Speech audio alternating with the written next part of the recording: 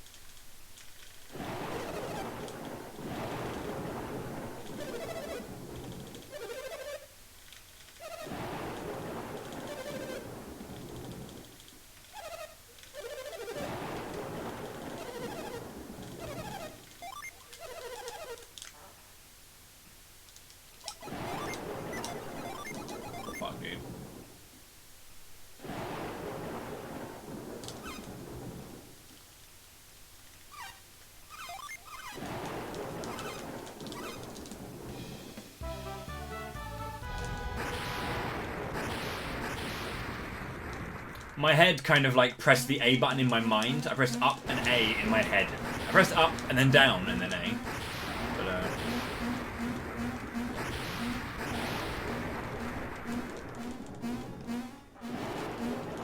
run, boys! Run! Like, lad, stop talking to the kids and fucking use your sanity, bro.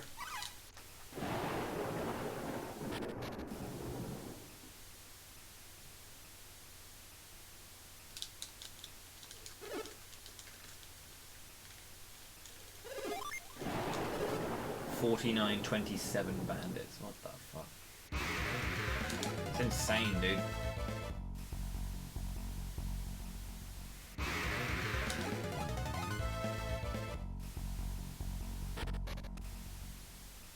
Yo, Lena.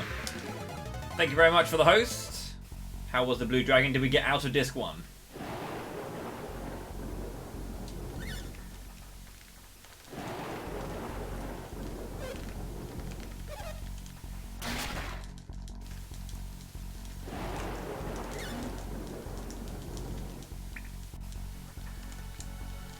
Welcome everyone from Lena's stream. I'm Bowie, this is Golden Sun.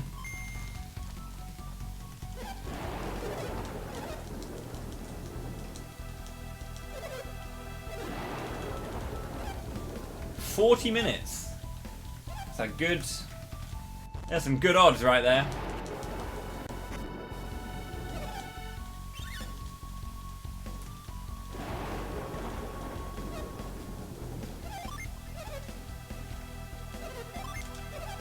Yeah. That seems a bit better. What is the odds actually of getting the black belt over the what is it you steal normally? I can't remember what the regular steal is, but what is the chance of the rare steal basically?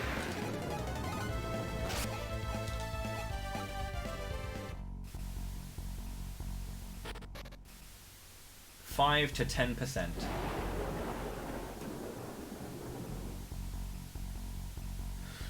$40 minutes, yeah? Woo!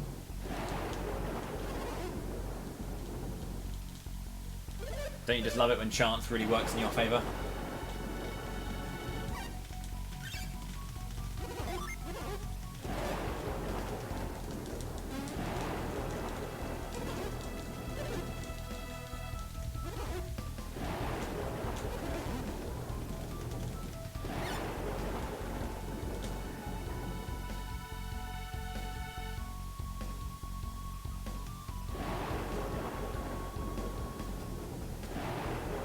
$41.34 Veil, $49.32 bandits. 8-minute bandits. Jesus.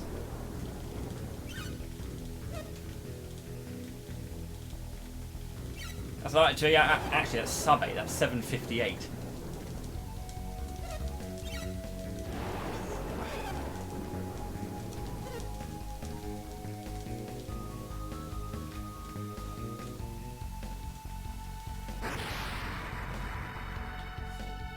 I think my best bandits is an 8.12, an 8.11, something like that. I assume like the best RNG is them just to glower all day.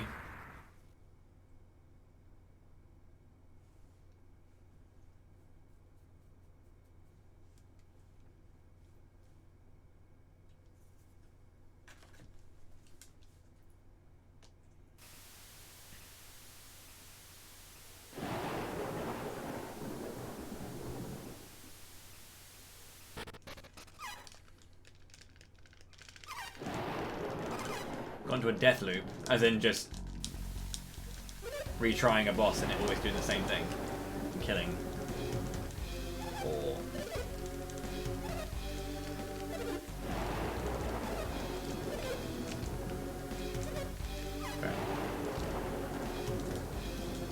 Is there a level of RNG manip in that game, or anything that you can manipulate in terms of like enemy order and attacks and turns? Not turns, but...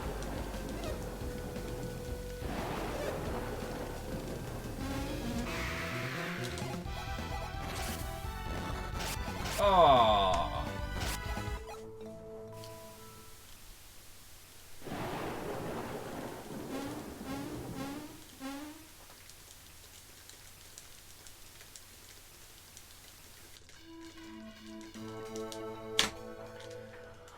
Oh boy, it's PB Pace.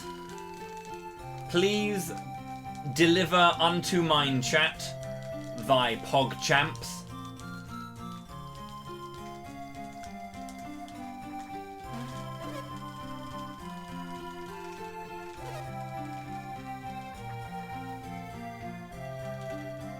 PB/WR Pace. If you meet certain damage thresholds.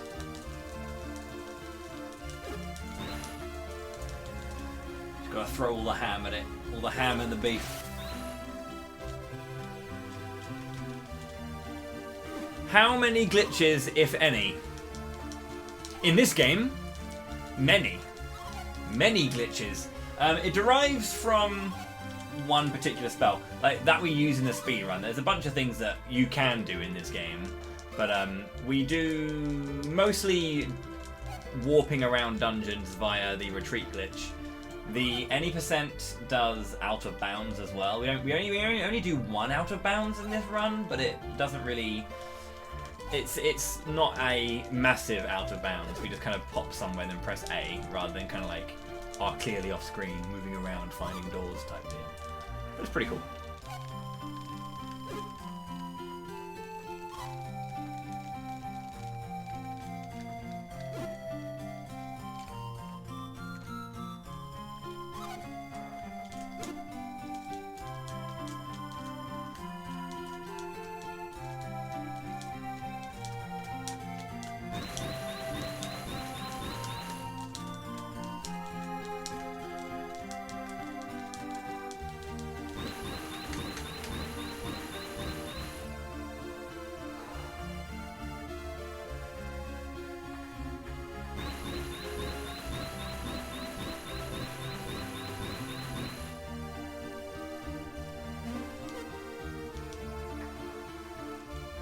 Thanks, Mom. I'm glad you thought I did a good job.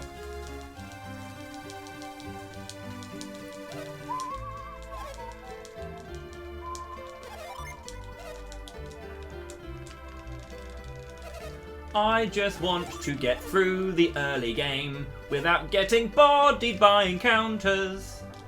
I would very much like it if I could not get a back attack.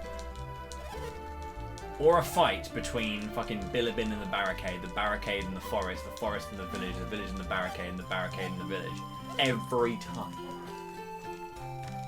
Yo, Garrett, you're a useless piece of shit. You're not useless. You cast Tiamat on the water statues.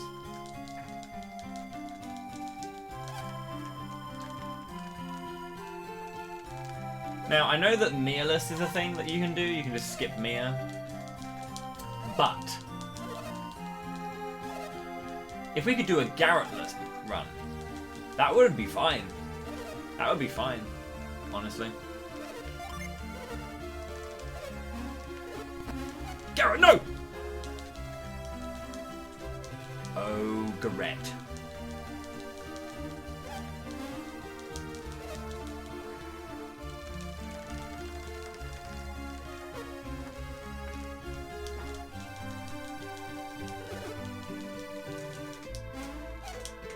Garrett, not there! Oh, Garrett! Sienna just turns away in embarrassment. I can't believe this guy is this stupid.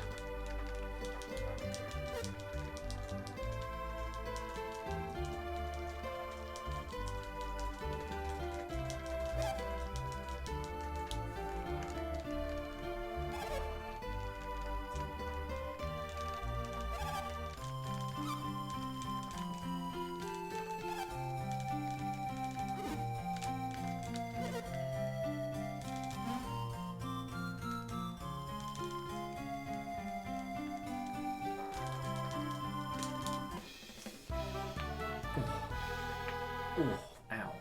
Well, not ow, but oof. Cracking the knuckles.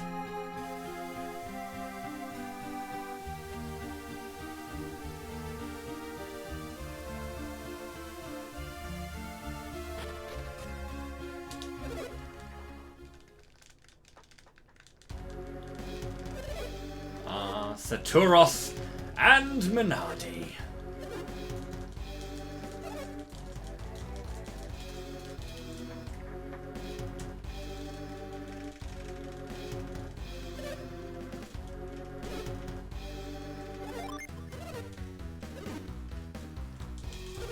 Sneaking?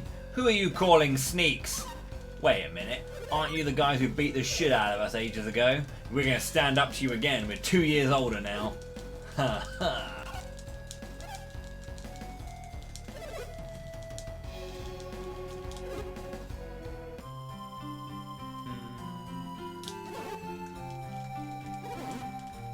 Again, I'd really like to see the other side of the coin.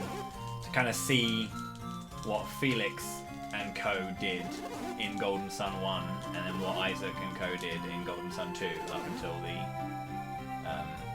reunion. But I think that would have been a cool thing to do. That like you could have chosen which story to follow. If they had done that, that would have been like amazing. Where like at the end of Soul Sanctum, you choose to follow what happens to Jenna and Kraden after being taken with Saturos and Minardi, or follow what Isaac and Garrett do upon leaving Vale. And then you play both storylines, and then you can choose which one you want to continue in the Lost Age. And then you can just be like, oh! Because that would have been pretty fucking hella, if I'm being serious.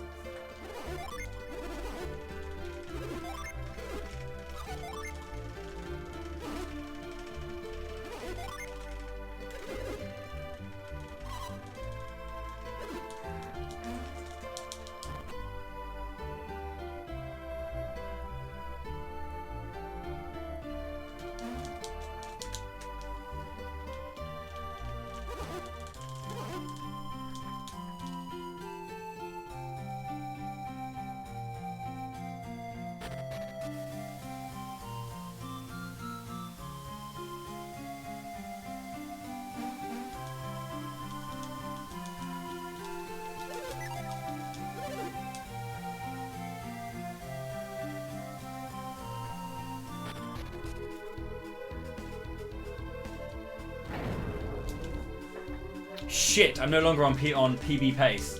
What a time loss, dude. Dang. Reset. We are 1/3 of the way through the intro.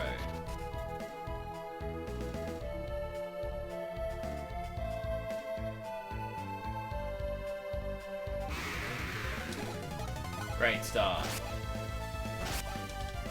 Fantastic follow-up.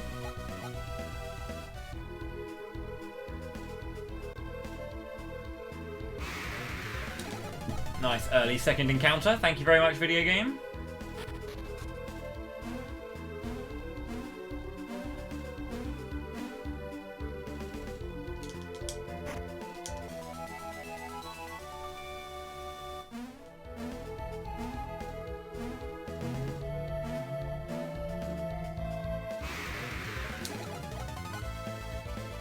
Cheers, dude. Thank you very much for hanging out.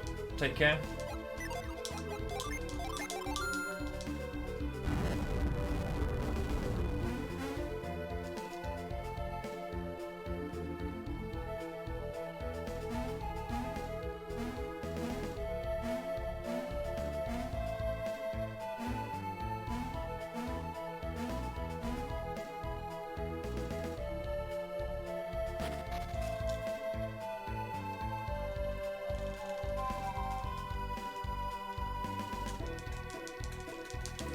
Awful.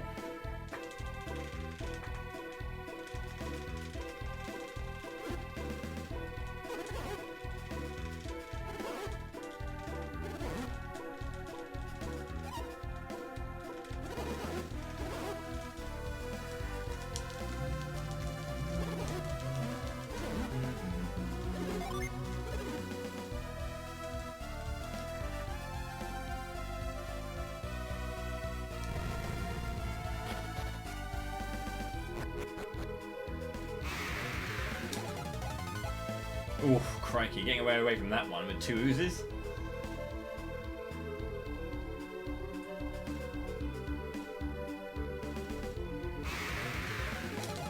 Attack first. Hell yeah, dude.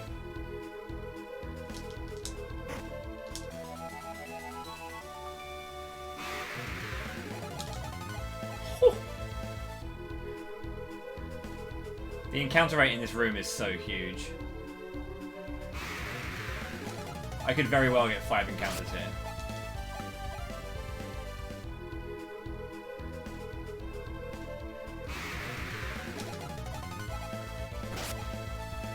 Well, this is almost a good run through Soul Sanctum, but I got 5 encounters in this screen.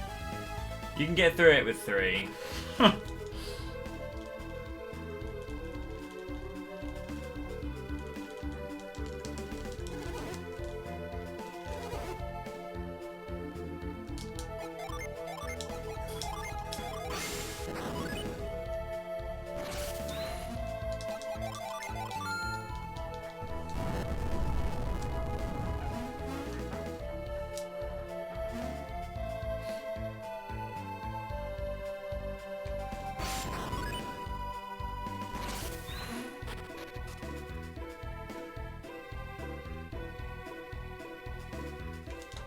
That was bad, sadly.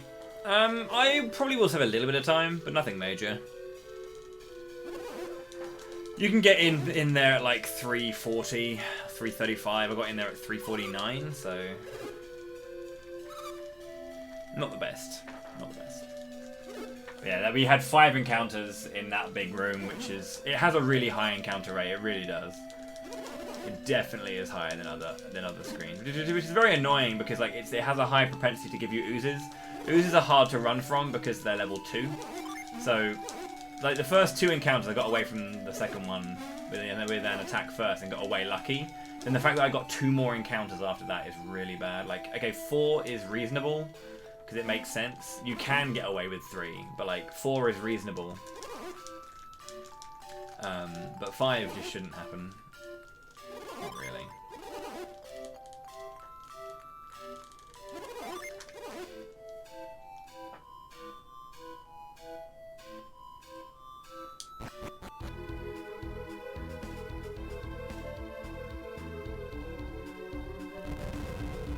Like 4 is the amount of encounters I'd consider getting. 3 is skipping an encounter, and 5 is getting an extra one, basically.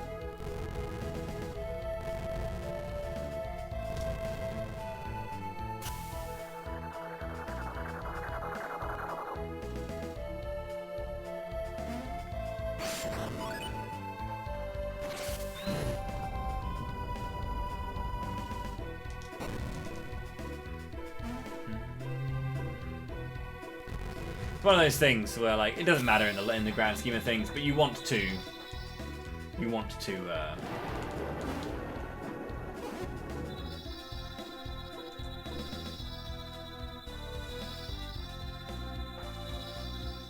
optimize this as much as possible.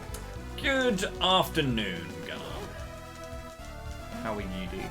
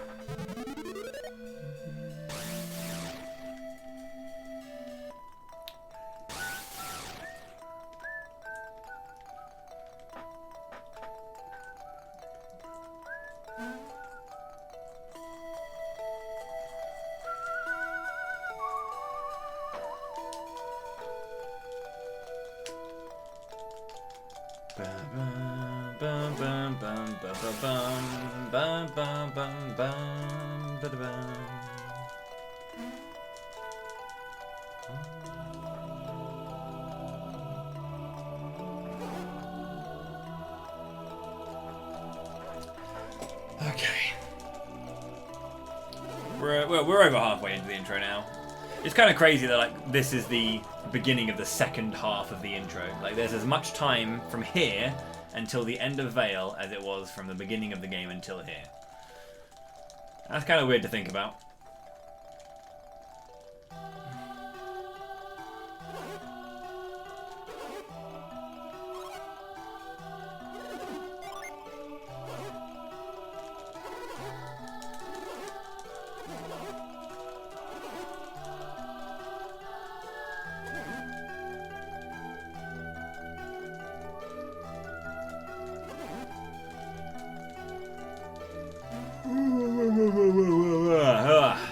God.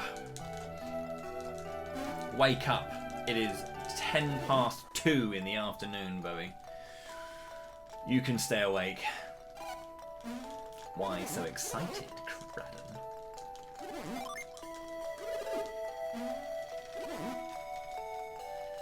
Of course you don't have a clue what he's talking about, Garrett. You never listen, mate. You never listen.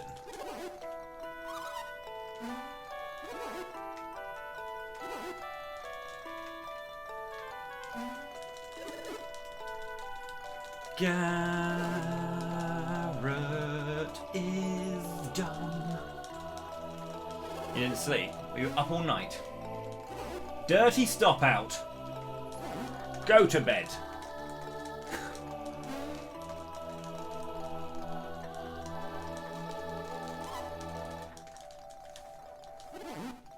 Yeah. Sleep is important. Rest your body.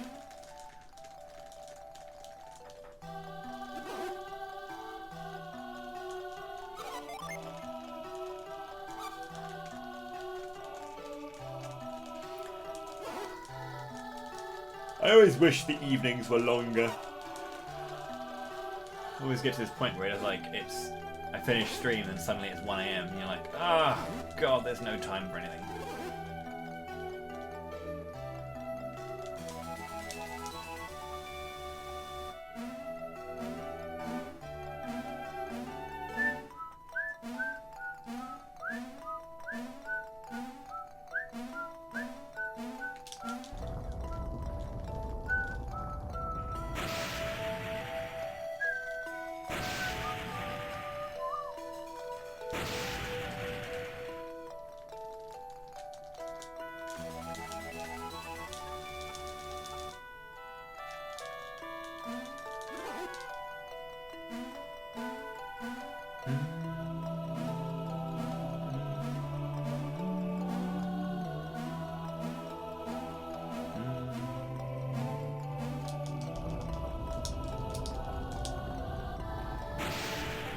I'm gonna hit up the book offs and Super Potatoes. Someone told me about this, about what Super Potato is a game store, right? Like a retro game store.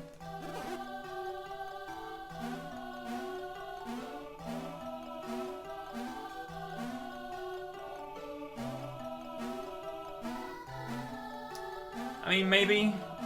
I'm not. As weird as this sounds, I'm not going for all the regular reasons. Like, I'm not going for games or anything like that. I'm going for a lot of food. And a lot of lovely buildings, mostly.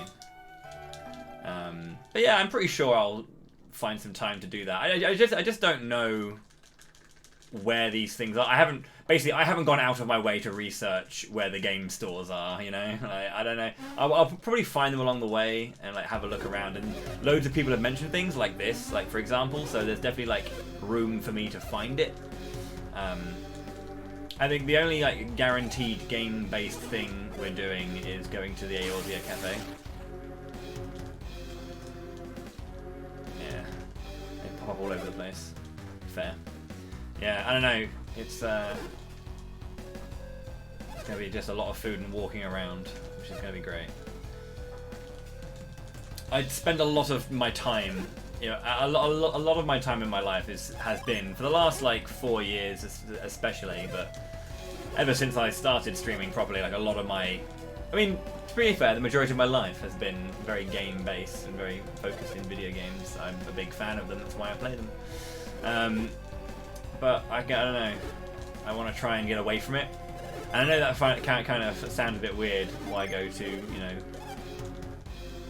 the home of where a lot of my favourite games are and not think about that side of it, but yeah.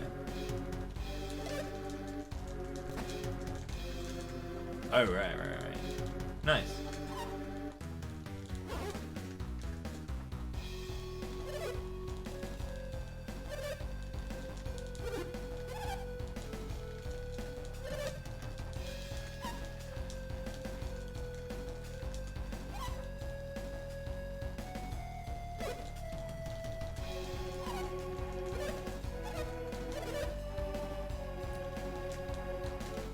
Pretty much X-Band, if that makes any sense.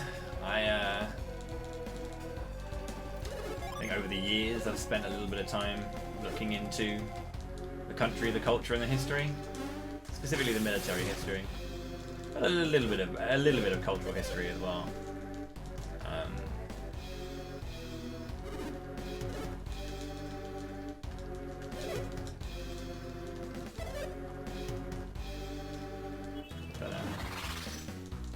I definitely will. I mean, we're saving. We're gonna be in Tokyo for like the last 4 days, or 3-4 days of the 2 weeks we're away.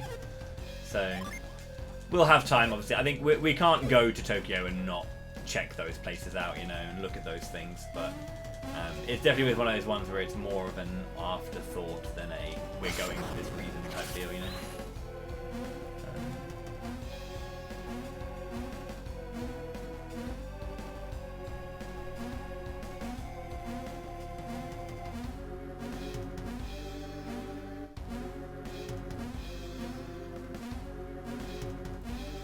How's it going, Harry?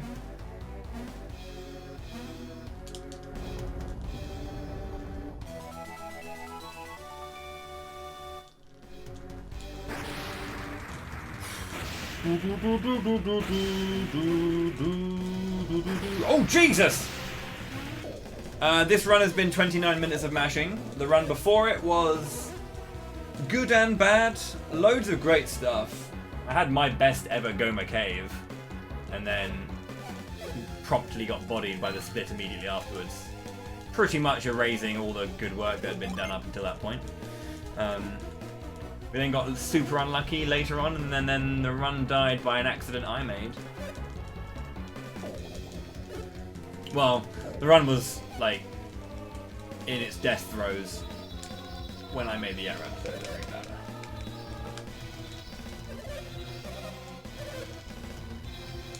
I lost 2 minutes because a Jin wouldn't show up in the world map.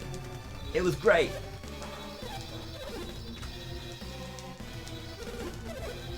Really good. I was a large fan.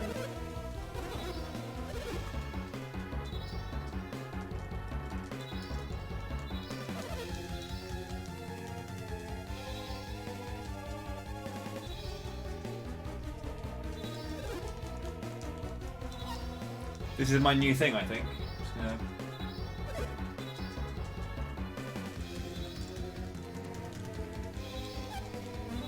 Don't push my sister, mate.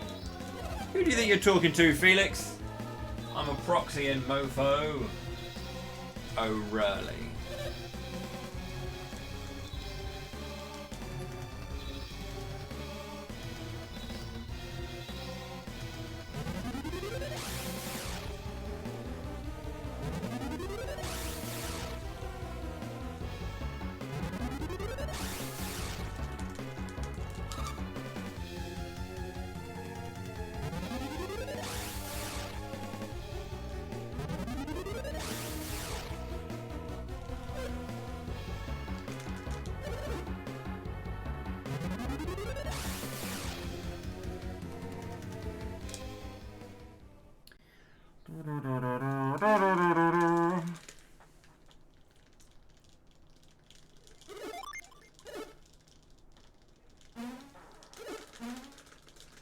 Okay.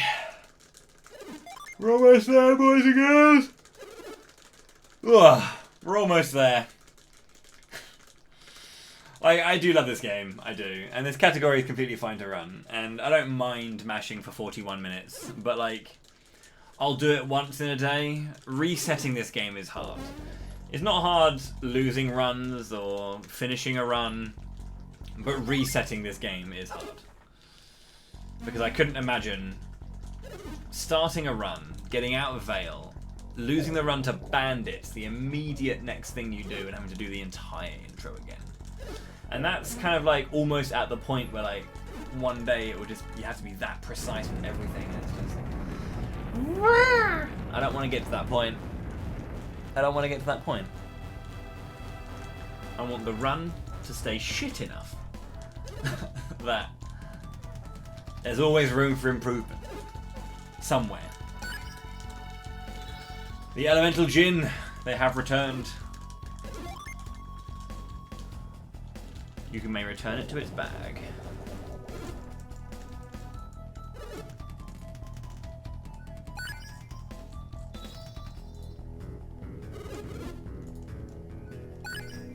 When did you go, by the way, Gavin?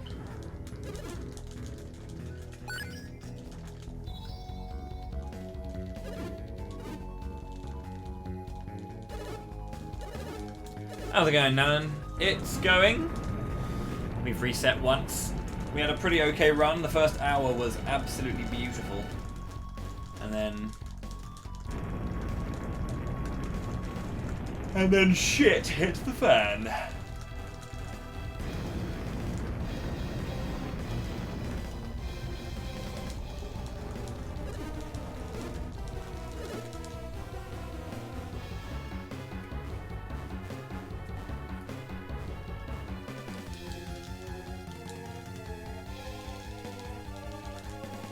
How are you?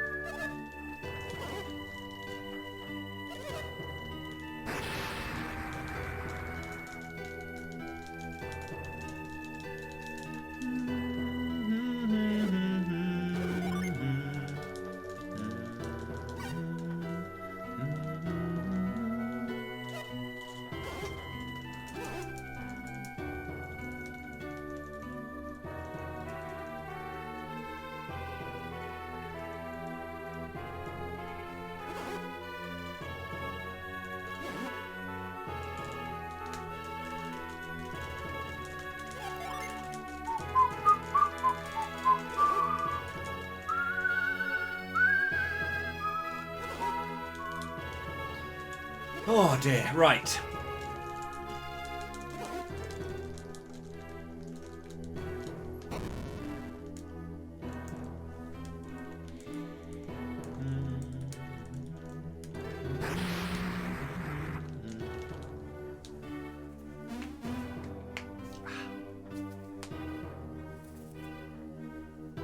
Strangly long fingers. Make it harder, well, make it easier to mash the way I do, but...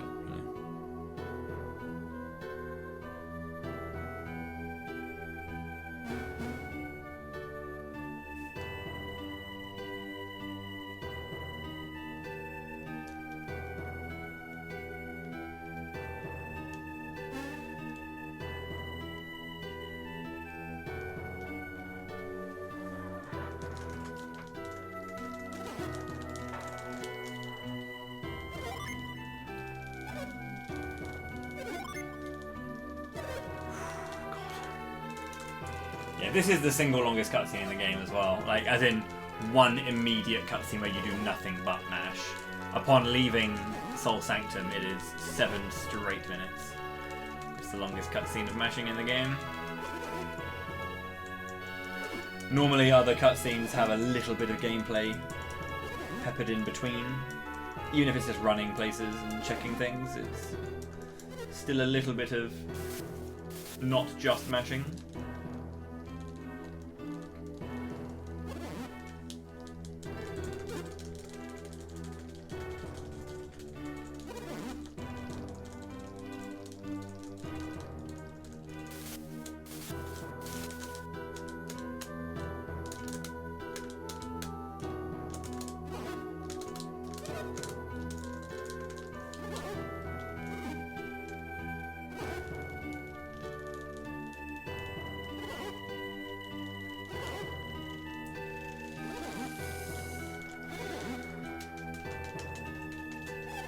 The wise one is a right poo.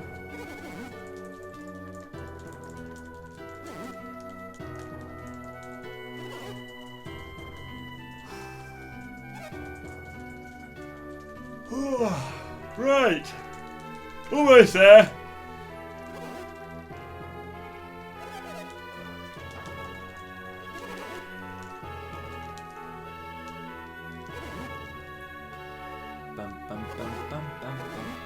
Anything good happened to anyone recently?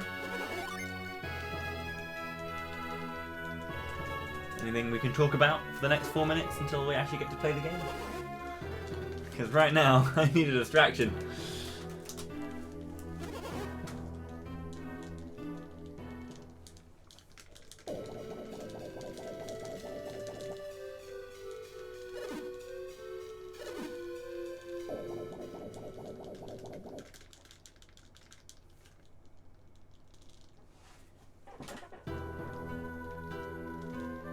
You start uni again today. That's good. It's good to hear. Have fun.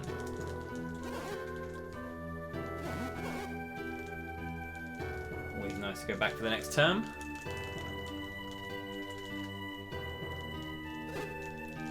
Always exciting, I think, when you start a new term. At least it was for me. Don't know what it's going to bring. The future.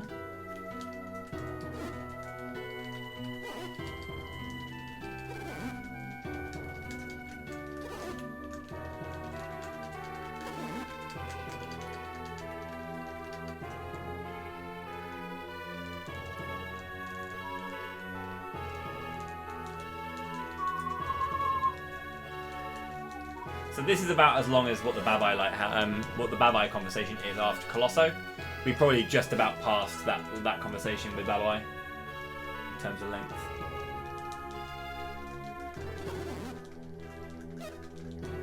And it's still going.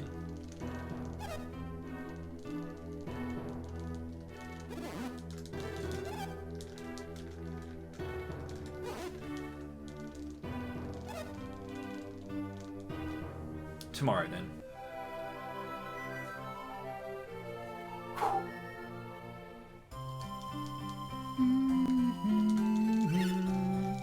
Didn't you hear? ING are leaving Vale to go on a journey. I wish I could go on a journey. It's going to be well dangerous. Oh shit.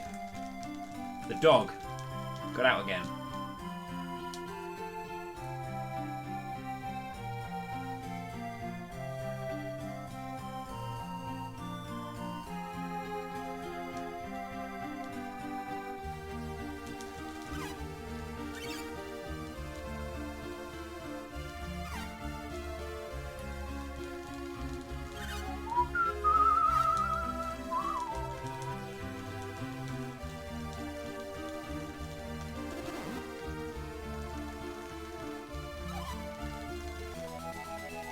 And Herb.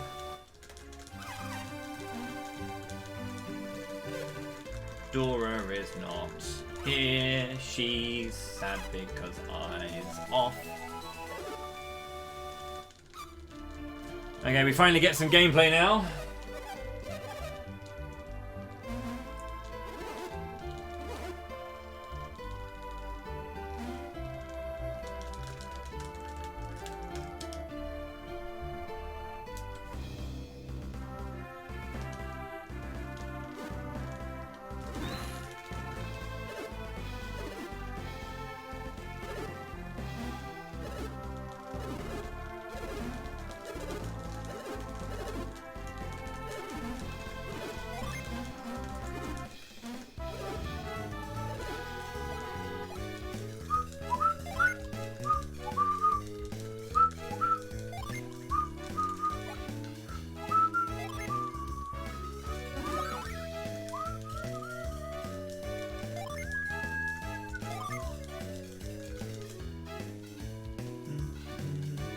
Bum,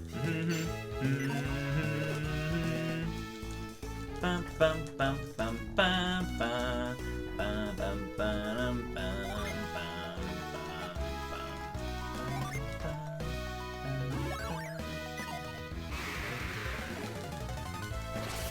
It's a zombie! Oh my god!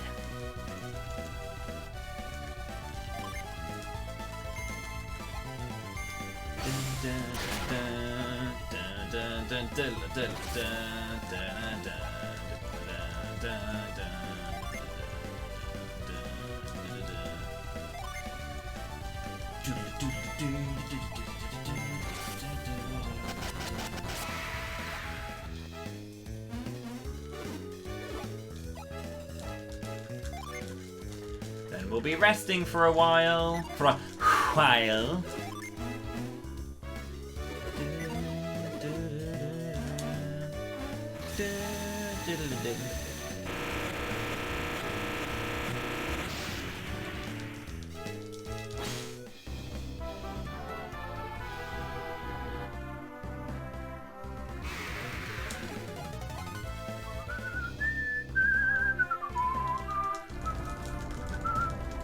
$807 is my best bandits. Man, imagine getting a 758 bandits, dude.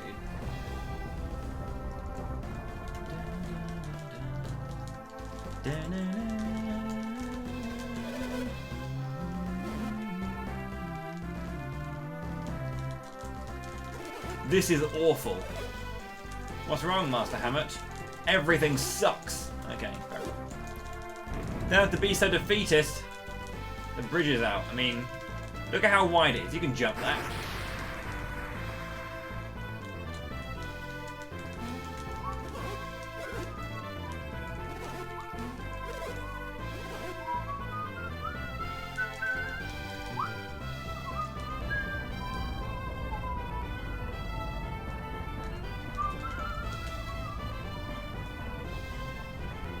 Shrug.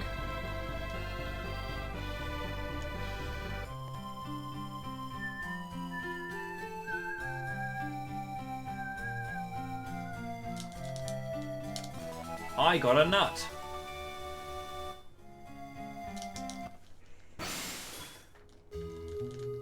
Yes, I do have strange powers. You have them too. Whoa! How's it going, Pacer? I have given the demo a go. I didn't think I was going to, because I was always going to pick up the game anyway. But yeah, the demo was great. Demo was really good. That's going to be a fantastic video game. Trials of Mana is still going to be like the game that I'm really looking forward to, but I have no doubt in my mind that 7 Remake is going to be absolutely phenomenal. Big fan of the combat system being like a hybrid of ATB and action. It's like Crisis Core had a baby with Final Fantasy 13, which is just sick.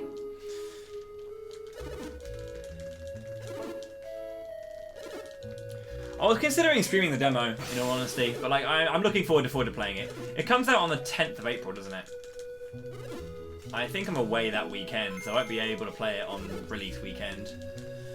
But the week after, when I get back from an event, unless that event gets cancelled, because obviously the stuff that's happening right now with the old epidemic.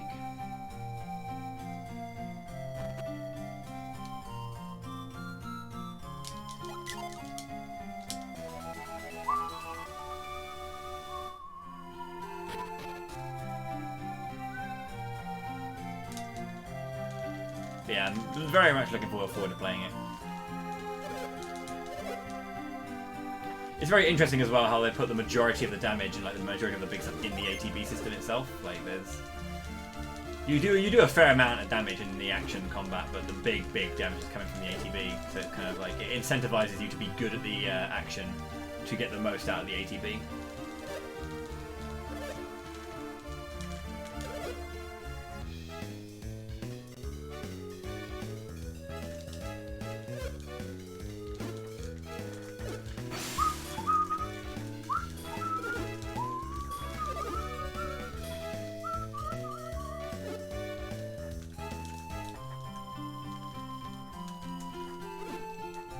How about you? What did you think of it, Lee?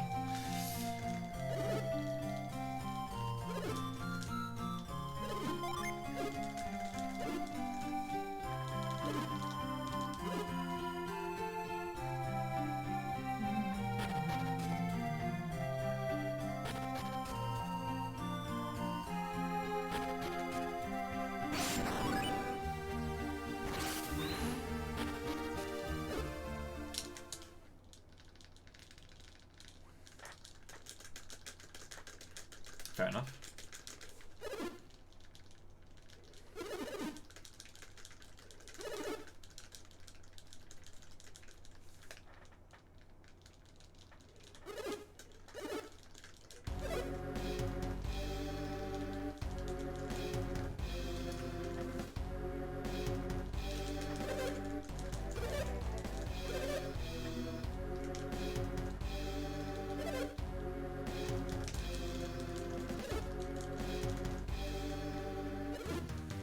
Yeah, of course, yeah.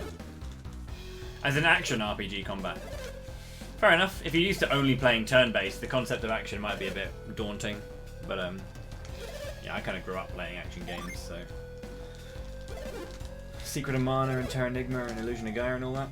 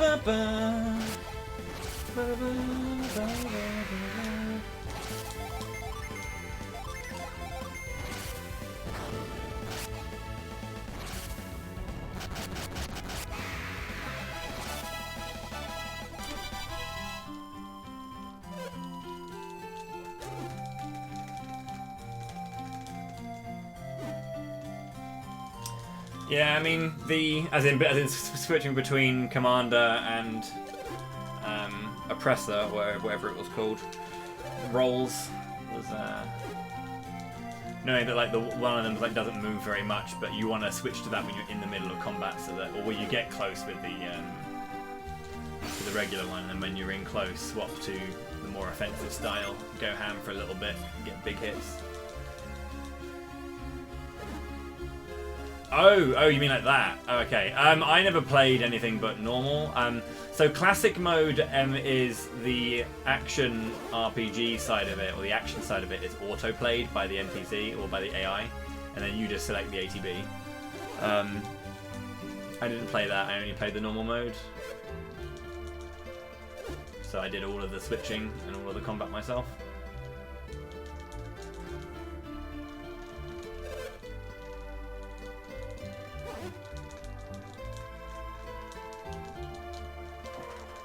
Operator, I think it's called.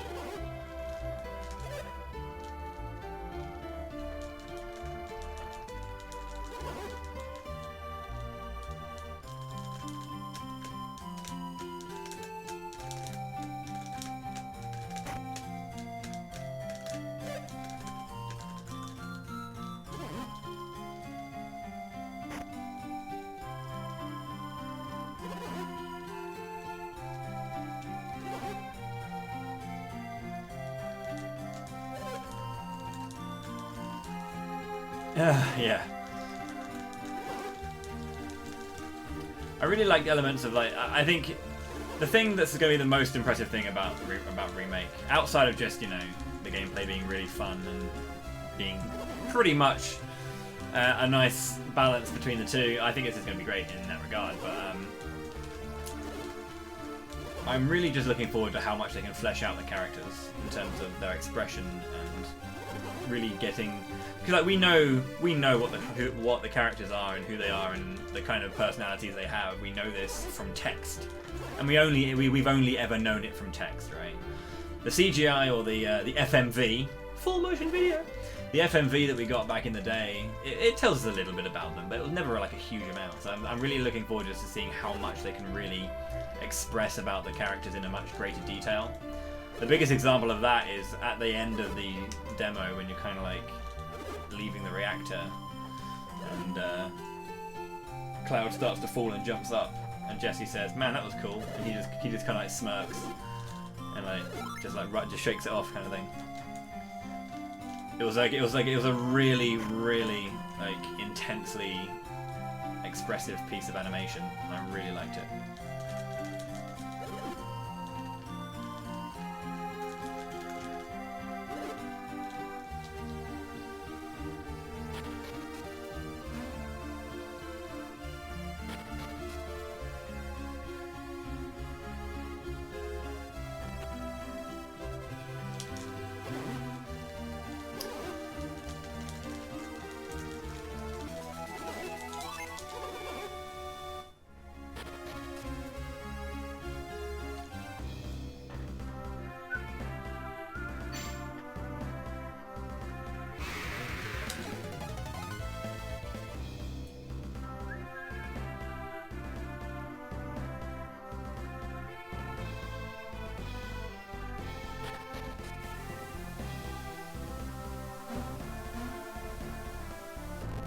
I think one thing I'm really interested in is one thing I want to do before I actually play 7 Remake is actually go back and play Crisis Core, because Crisis Core is like my favourite part of 7's canon.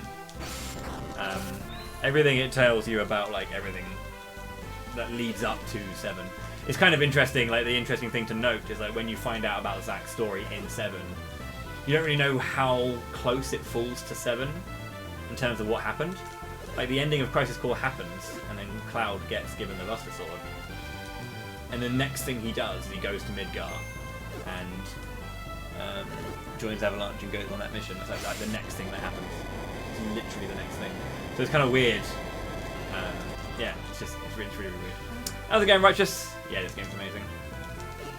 An absolute classic.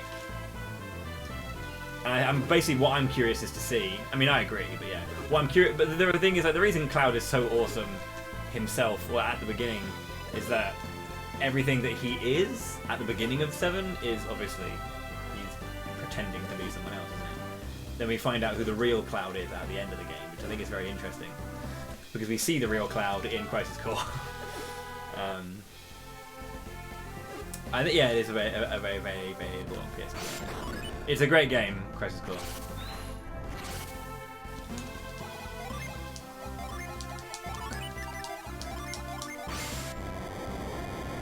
I really like that. And I'm curious, like, when we do get to kind of have those flashbacks to him, because I'm not much for, like, worrying about the changing of voice actors. I don't really mind too much about that myself. Although I will say that Rick Gomez is like really good as Zack, like really good.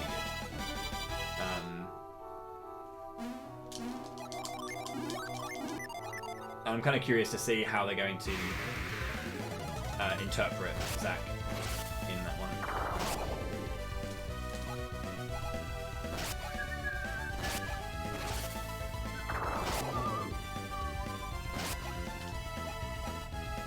Well, this is a terrible start.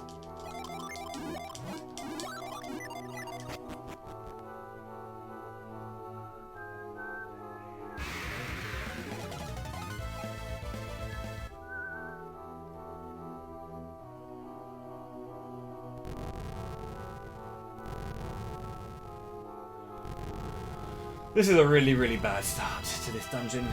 3 encounters already. All been really bad encounters as well.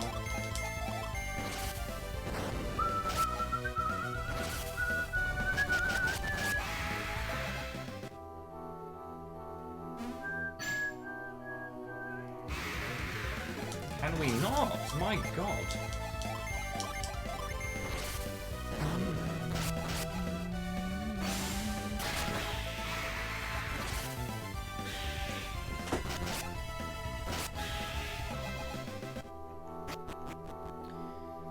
shocking. I think I was at Forge last time by the time I was at 740.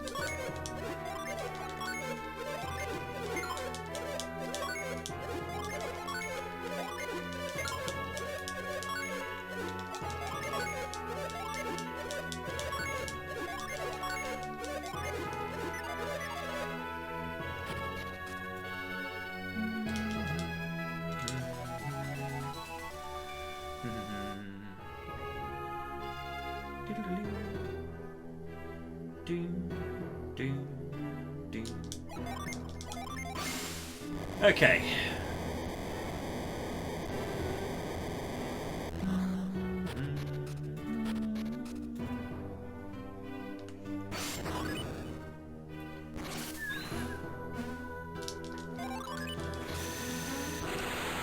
So yeah, we did a big shop there. Makes the that's pretty much the armor I'm going to have until the very end of the game.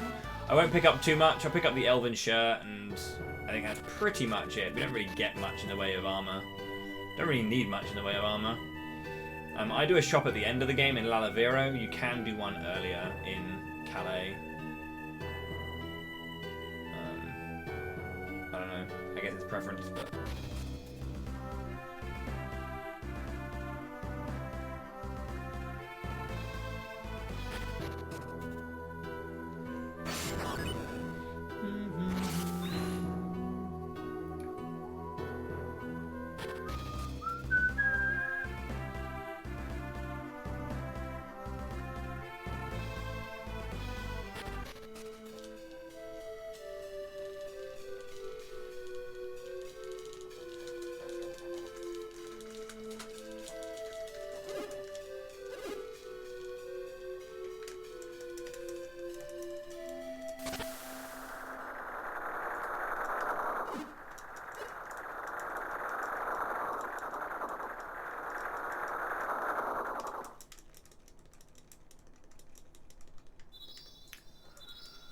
Golden!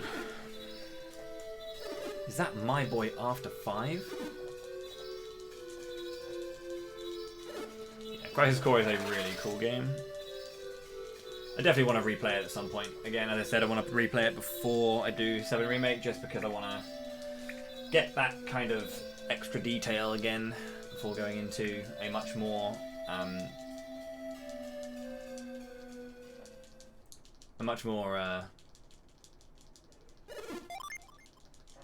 expansive telling of 7's story.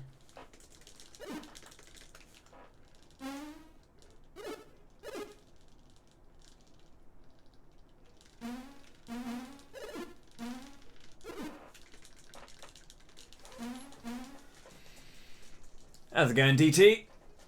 Yeah, it's got a few glitches here and there. Nothing major. This game is actually quite short. That's the thing to remember about this game.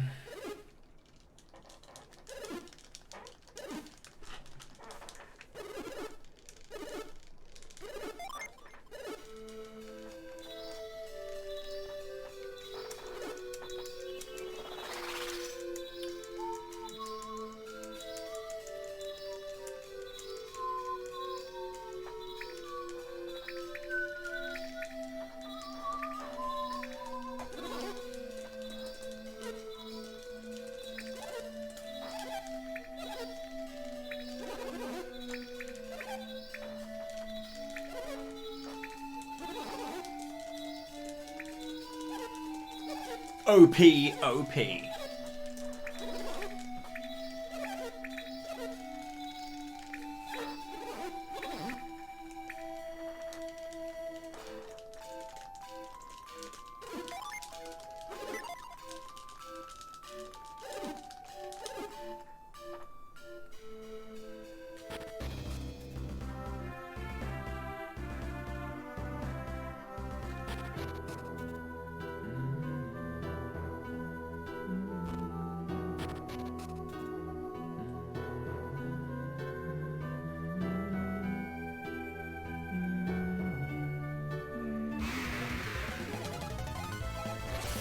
This is a shit fight.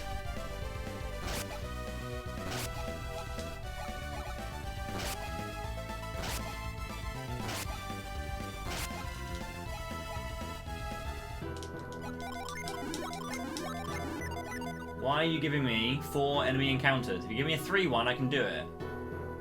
I can do it, indeed. I mean, yeah. You should never feel like you shouldn't ask questions.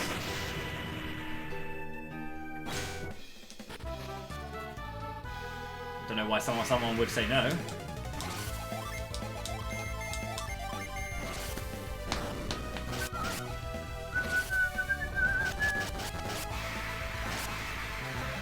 I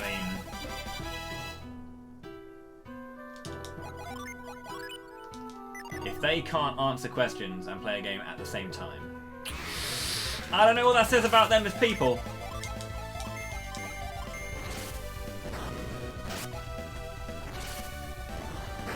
If you do the track cutscene in Colima Village, you'll do it. Oh my god, are you fucking serious? You'll do it in the forest as well.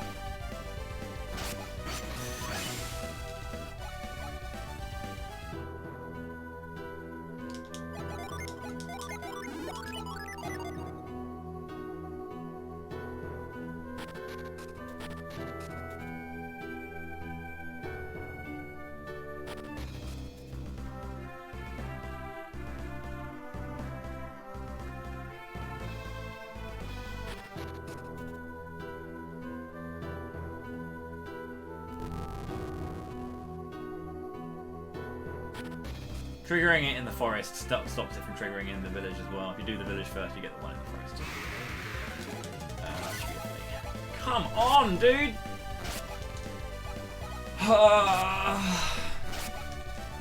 You should never fail flee twice from these enemies. I mean, once maybe, if you're really unlucky. Whenever you fail flee, you get a 20% increased chance to flee. Like 20%, flat 20% increased chance to flee. So, yeah, failing twice is really bad. But, you know, we've all seen my flee luck. It's like 60.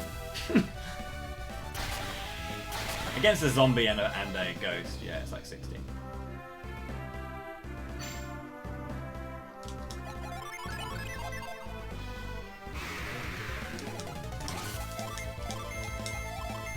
There are fights I know I should just take. Like, there are always fights I'm just like, I will take that fight rather than levels.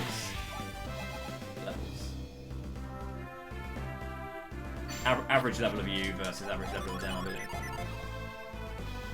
Hi, thank you.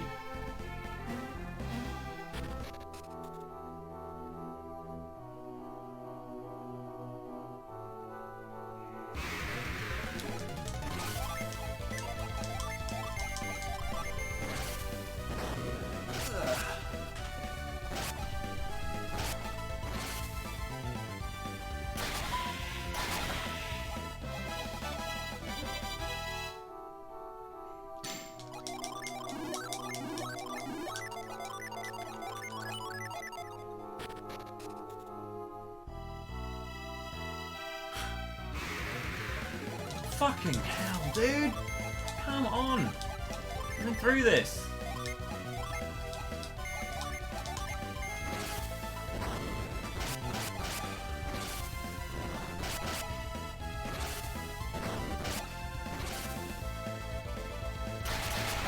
Sorry, I don't often get upset with this game, but like, my encounters have just been utter garbage. For so long.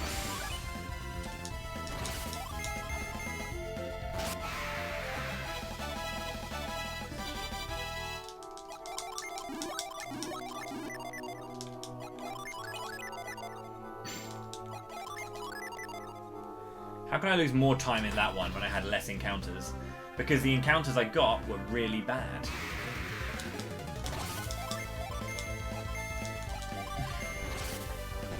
Those were really bad encounters. The ones I had to take because I couldn't flee. I had 3 less encounters getting to and from Bilibin Barricade.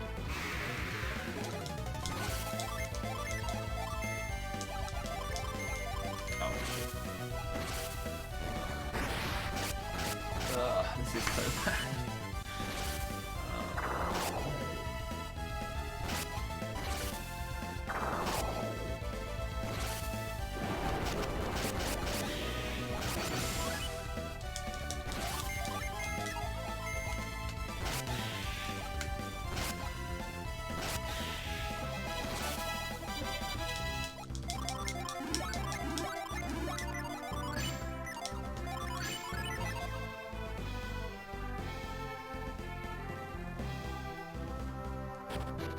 Okay, we got to Emil at 108.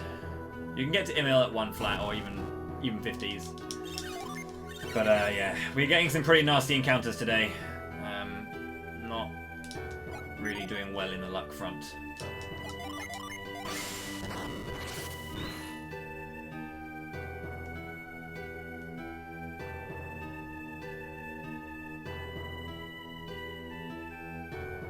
Okay, so you don't actually have to move the snowman to actually create his, to have his hitbox be in the way. When you use the move spell, the dev, well, it's basically you don't do anything but move it left. So it's kind of like the game auto puts the snowman's sprite or the hitbox down there. Yo, Feeny! Thank you very much for the massive raid. Whoa, whoa, whoa, whoa! Hello, hello.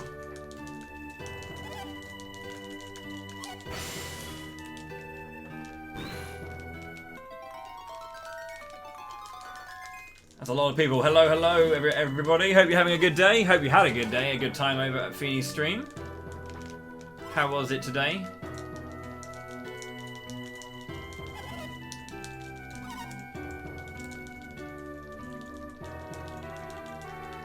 The mystery box had a raid inside it. Thank you very much.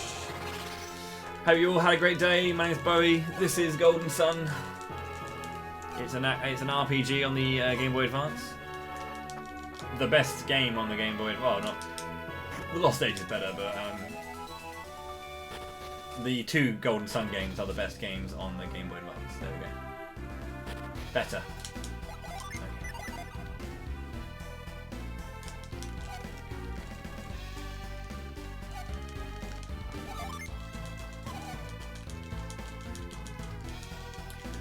This execution is huge in this game. Shit. Execution is huge in this game. RNG plays a part, but it's very execution heavy as well because all the menus need to be done optimally. How's it going there, Stevie? Better than Pokemon? Yeah, like 10 million%. Not even close. It's a strange question. It's this is the No S&Q categories are much easier to pick up as individual categories, but the optimization of the No S&Q is much harder. When it comes to any percent, because it's all about manipulating the RNG and staying on script, it's very hard to pick up and learn. But when you know it, it's straightforward to you just get better and better at doing it. But the hardest part of any percent is learning it.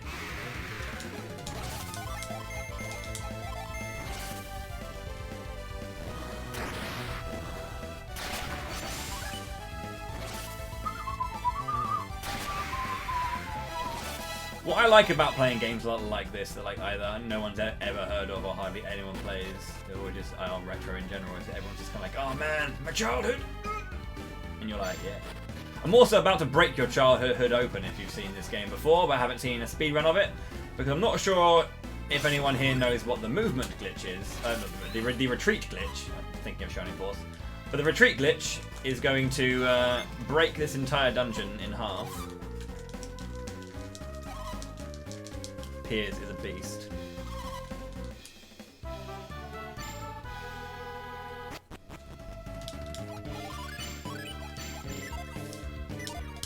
So we used retreat, but we didn't have enough PP. LOL, where are we now? I don't know. I didn't swap those. Oh no, I didn't swap those. So the retreat glitch is the retreat spell is a spell that when you use it, it will take you back to the beginning of a dungeon.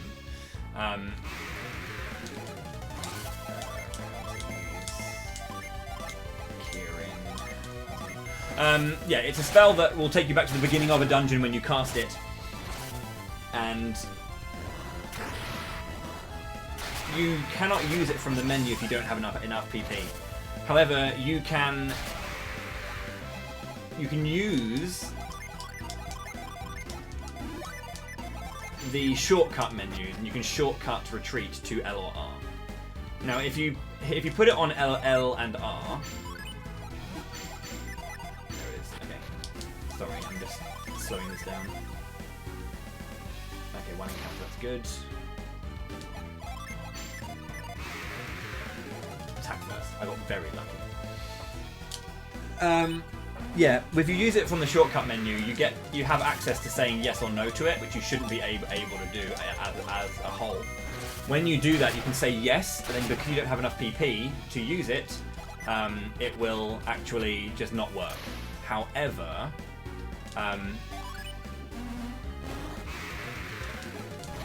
the game still actually puts us at the... Well, basically the game still, in its memory, sends you back to the start. Even though you actually haven't gone back to the start. So what this does is it changes up the values of what a door is. So doors in this game have a value or a number attached to them, and when you touch that number, it sends you to somewhere else. But because we're doing that on a screen that's different to the game's actual memory, it creates a bit of a weirdness in what happens. So let's say we're going through door number 1 on the screen we're on, but door number 1 on the original screen of the dungeon takes you somewhere else. We're not touching number 1 on the screen we're on, but touching number 1 on the screen that we're meant to be. So we go between using regular retreats and retreat glitching to warp all over the place. The biggest one is going to come up right now, so hold on to your butts.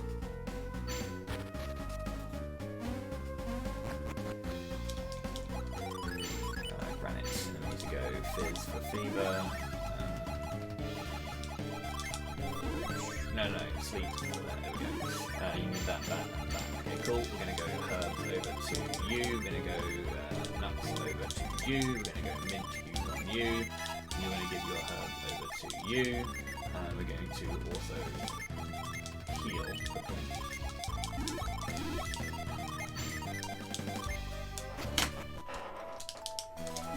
And warp to the top of the entire lighthouse.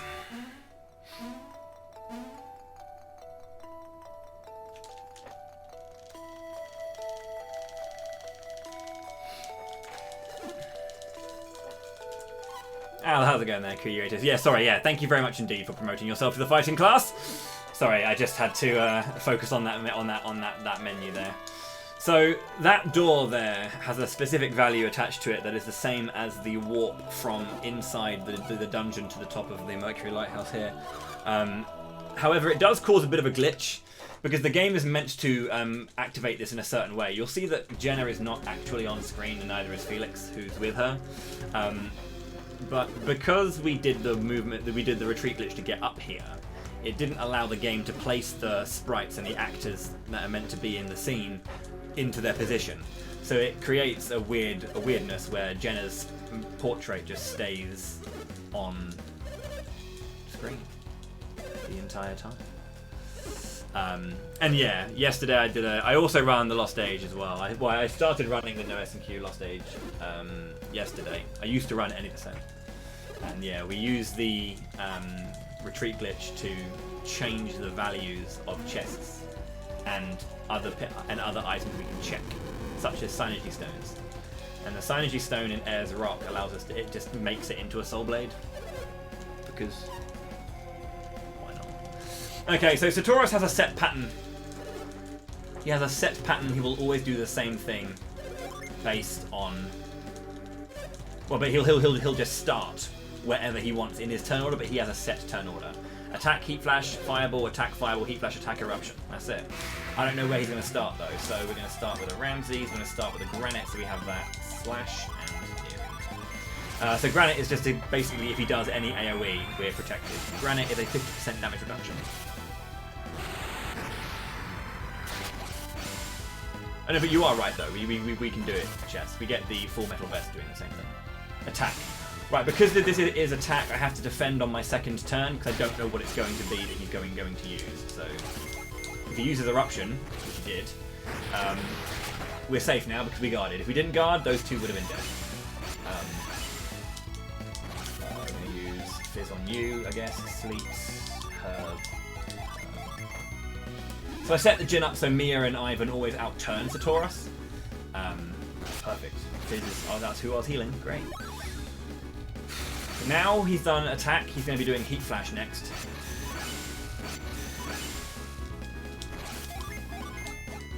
Actually, yeah, growth. And then you're going to use her.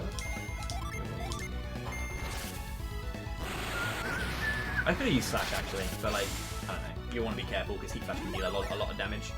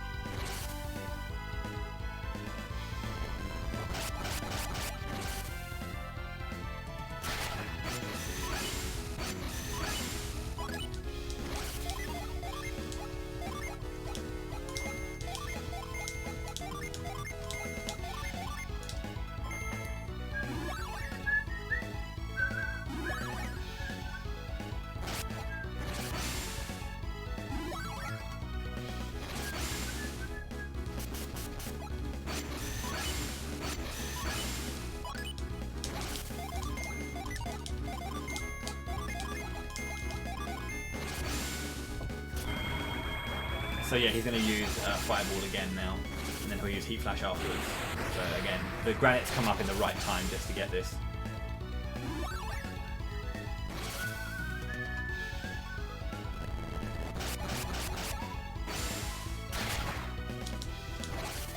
Ramsey,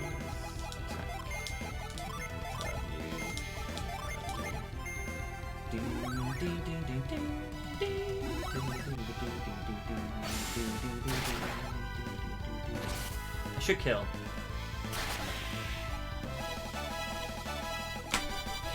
Oof, okay.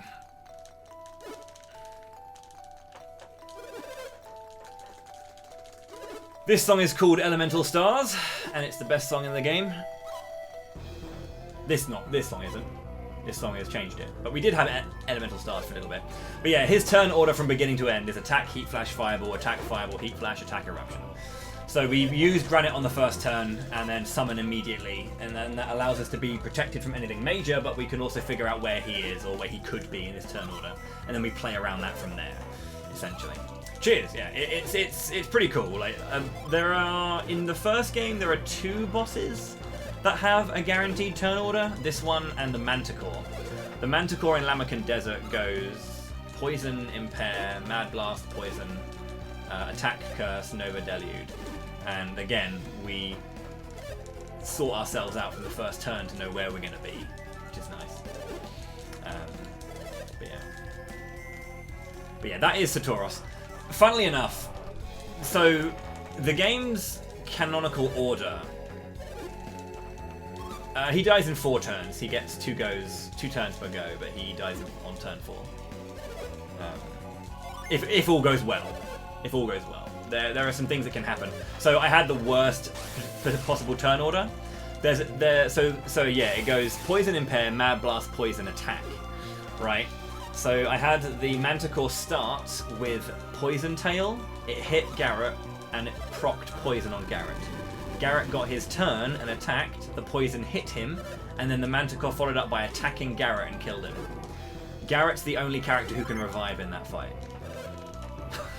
So, yeah, that's funny.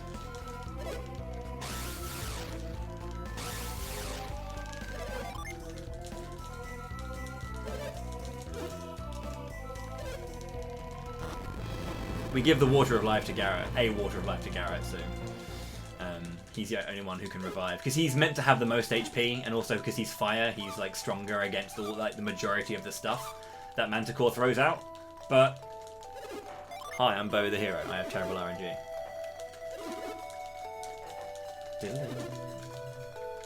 This is Elemental Stars. This is the best song in the game.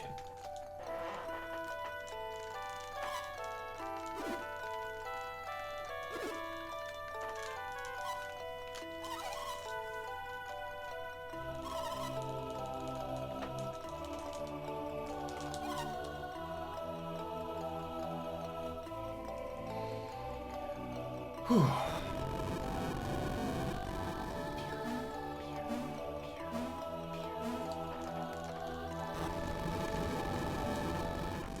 Yeah, like the tracks are amazing. The entire. I mean, I said it earlier, but now there's more people. I can say it again and maybe upset someone. This is Sakuraba's best work. This is his magnum opus. Golden Sun 1 and 2 are just his best work. I've listened to a lot of Sakuraba soundtracks. This is his best one.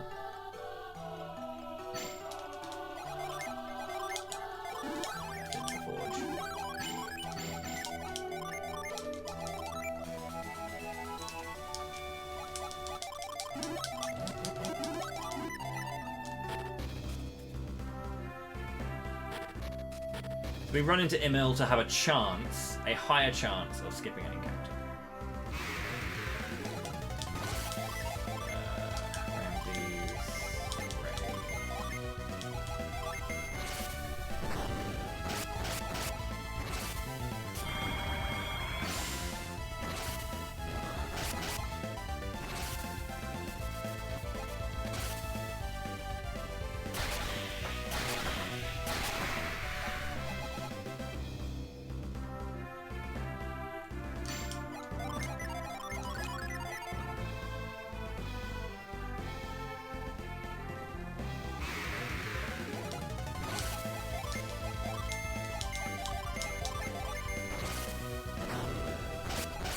So what's cool about this game, if you haven't seen it before, is that AoE magic and spells are very specific in how they operate.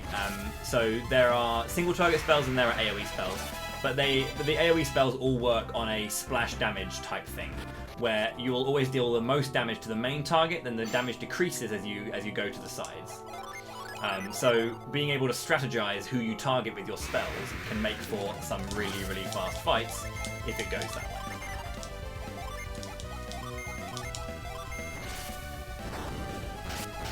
What is your favourite game, Junkie? Because, like, when you said 2 parts, I ruled out Shining Force 3, which would have been a very good shout for best game.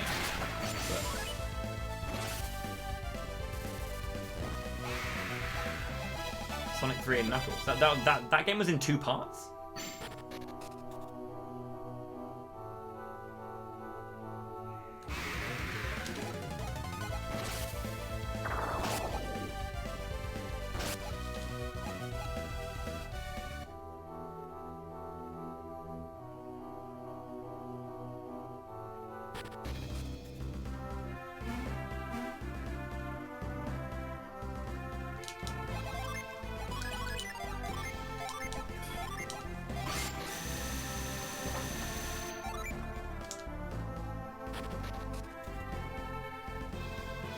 I thought Sonic 3 and Knuckles was one game. I thought it was called Sonic 3 and Knuckles. I thought that was what it was called. Granted, I never owned that game. I only actually ever owned Sonic 2. No, I think we had one as well. I think we had one. We had one box and we had 2 SGS cartridge.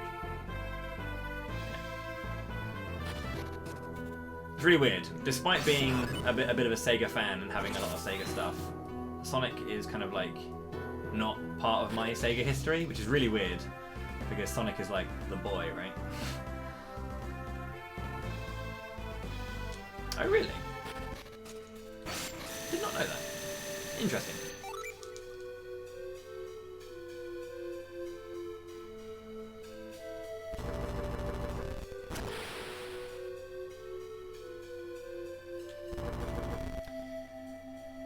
Okay, but yeah, I was going to say, so the order that you're meant to do the game in, so loads of people that I know, and myself included, we never actually came to Colima Forest first. We went north and went straight to Satoris.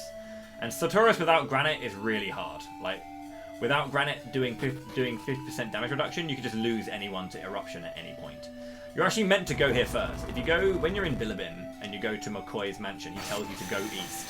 Go past the barricade, and then you can find Colima Forest, and then you can find Granite, and you can go here and get the fur coat, which decreases magic damage dealt to you for Mercury. Makes sense. I always found it weird that I would come from Imil, where all the water damage was, and then after I've done that dungeon, get the fur coat, which reduces water damage. I was like, I don't need that now. I found it really weird. But hey. This is a Game Boy Advance game, Scott Linus. I'm playing it on the Wii U Virtual Console, though. It did come out on the Wii U Virtual Console. So... yeah.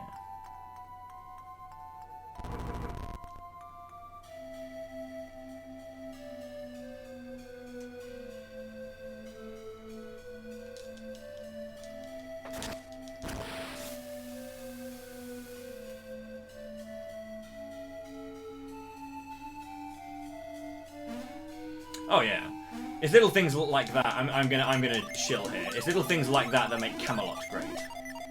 Camelot Software Planning are an incredible development team. They're known for making the Mario sports games like Mario Tennis and Mario Golf. If you've played Power Tour or Mario Golf on the Game Boy Advance, you'll see a lot of things similar. But Camelot Software Planning are just an amazing development team. But their RPGs are so good. Just so good.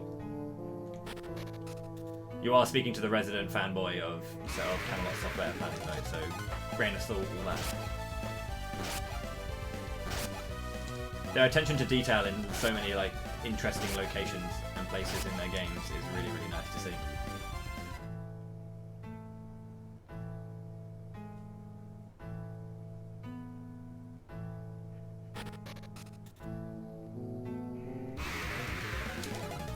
Thank you. I actually managed to run for a change. Whoo boy.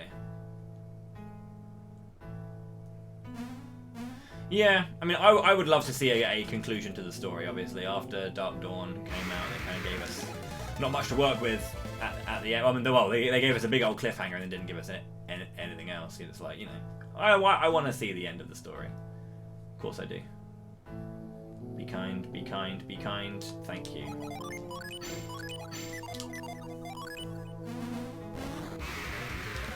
Caught by surprise. Okay, we need to outturned here. I can get outturned by Breeze. I shouldn't. Isaac should outturn, but I can get outturned by Breeze. If I do, you can see how much trouble I'm in. Please, Isaac. Thank you.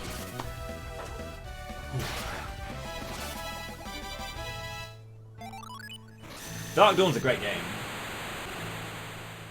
I will always defend that game. Loads of people will always argue with me about this, but I will always defend Dark Dawn. That game is great. It's not the first two. Absolutely not as good as the first two. It's really not. But it's still really good. It's a lot easier. The story unfortunately didn't finish. I think they sped it up too much in certain areas, but the same experience and the same feel of playing the game was there. It's a great game.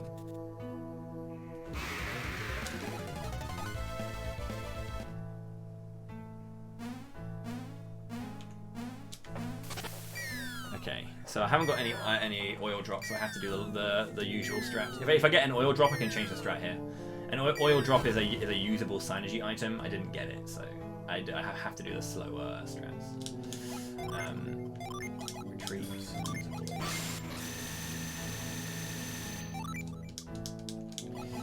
Give me granite and fever. Fever, flint. Good. I'm going to lose a lot of time to this split. Again, somehow. I don't know why, but I've just been losing a lot of time here.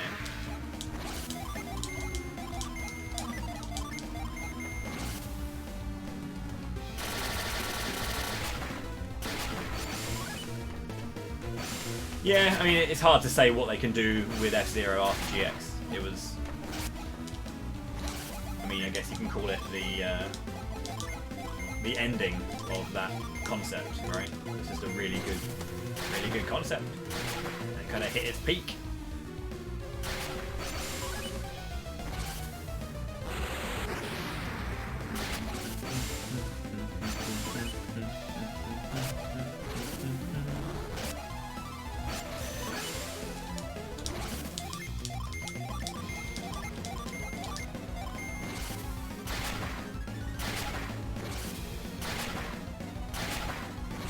It should kill.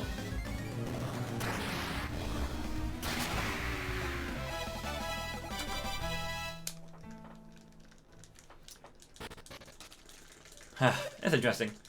Creating your own stories from things that have been pre-existing narratives. Yeah, I like it. I think that's kind of the interesting flexibility of something like tabletop, is that we can always tell our own stories in that regard.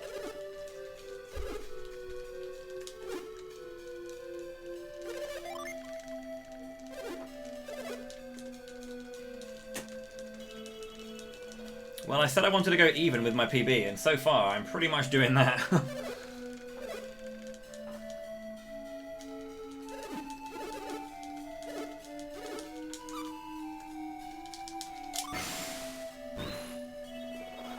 I died from Smash.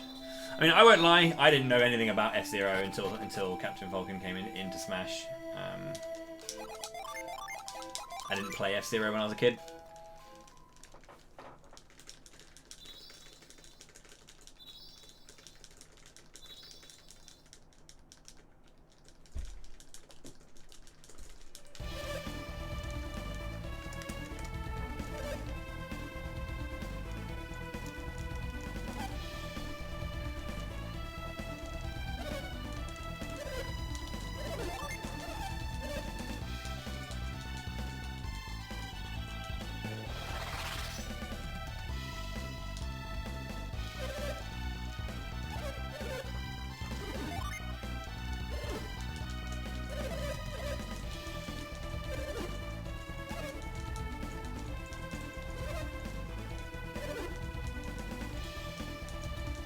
Okay.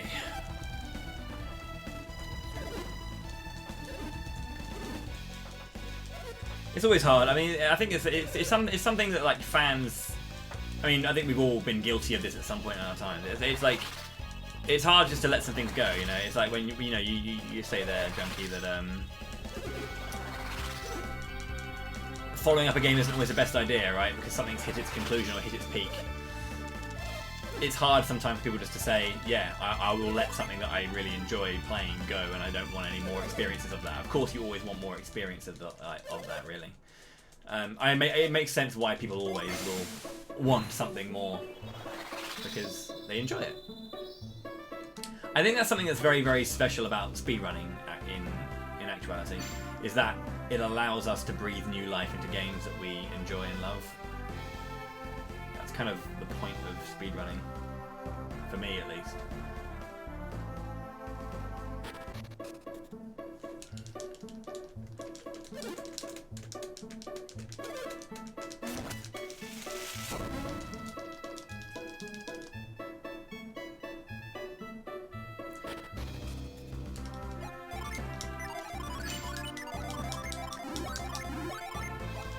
Funnily enough, it was a NOE employee who I was having a chat with about. I work. That sounded like the biggest fucking humble brag ever. I work from time to time with NOE. I was having a chat with a guy from there, and he was basically just talking about his perspective. And it was funny enough. You're the second person to have said that GX is the peak of the concept. He was the first one who ever told me that. And it was a really enlightening conversation with him about that, because it may not be a series that I know and love all that well, but like I could apply that process to many series that I do love.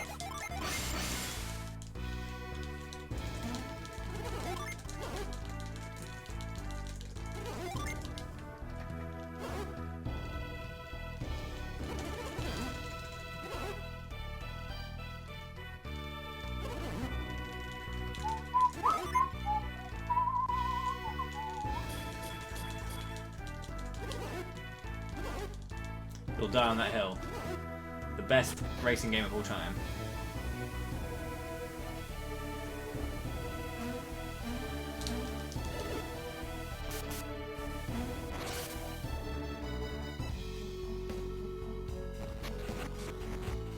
I guess it depends, right? Because you have two types. You have simulation and arcade. I'd say it's probably the best arcade racer, but it's not the same as simulation, right?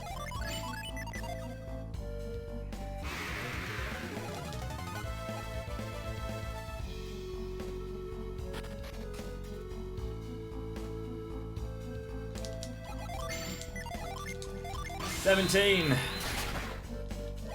$13, $9, $5.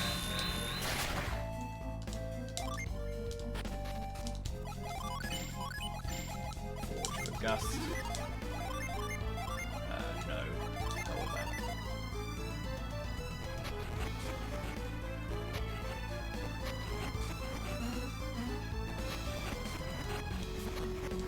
I'm a big fan of Wipeout myself.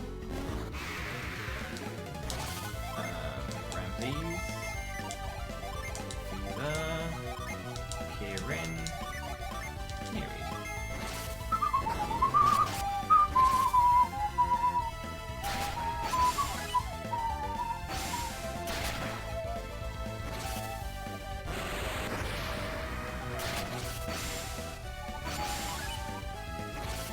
Kieran, I choose you! I don't know why I went for a Pokemon reference there, but sure. Or the game N2O.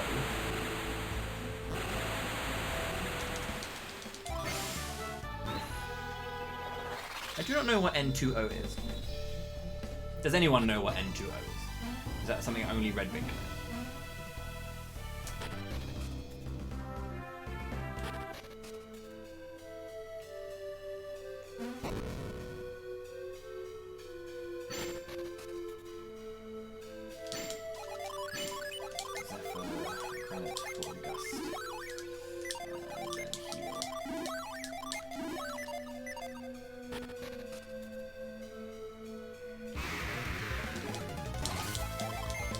Prockney's amazing. It's super fast. Ba-bam! Done. It's one of the fastest animations in the game. One of the fastest battle animations in the game. And it makes this dungeon just so trivial, just because Prockney can pretty much kill everything. and there's only a few things it can't kill, and it has to be untargeted in order for it to not kill. It'll kill anything on target. Splash damage, it will kill everything bar the skeletons and the death heads.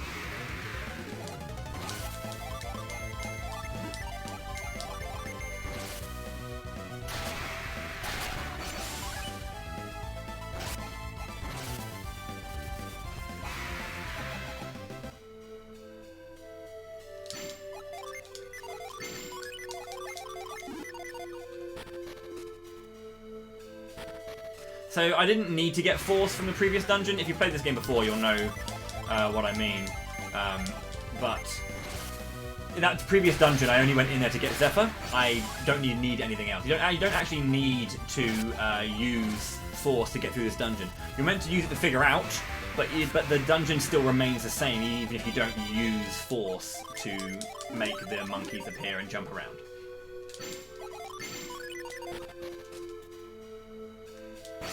I can still get through regardless. Yeah. And the section afterwards where we kind of like go to that like training ground and do it there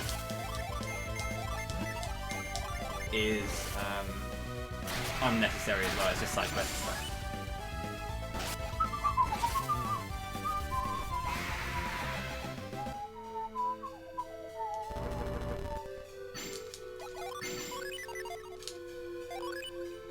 Yeah, just one.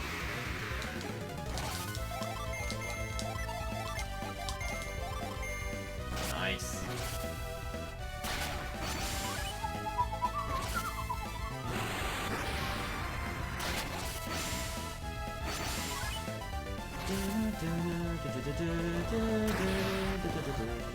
Summon rushing is really good. This is Quartz. Quartz revives us from death. Oh, chance to. I think it's like a 60. No, I think this one has a 75% chance to revive.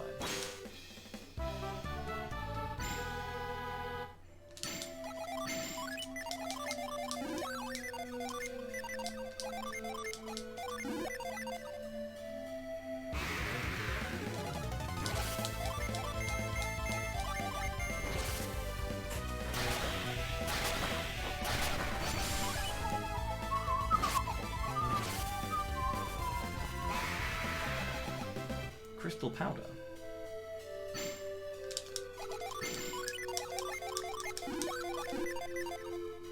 I wonder if that will come in handy.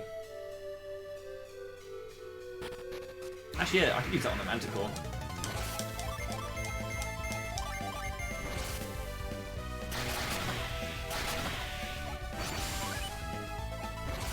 Oh wow, actually, Isaac outturns that. Okay, so Death Heads, Isaac should attack them afterwards rather than using ice. Noted.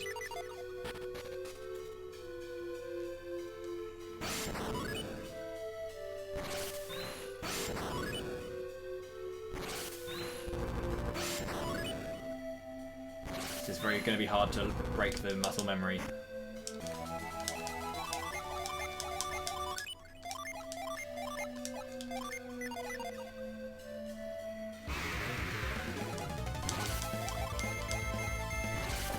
Procny will one-shot these guys in Splash and not because they're weak to Jupiter, so it'll crank the damage up by about 20, which is enough to get the kill.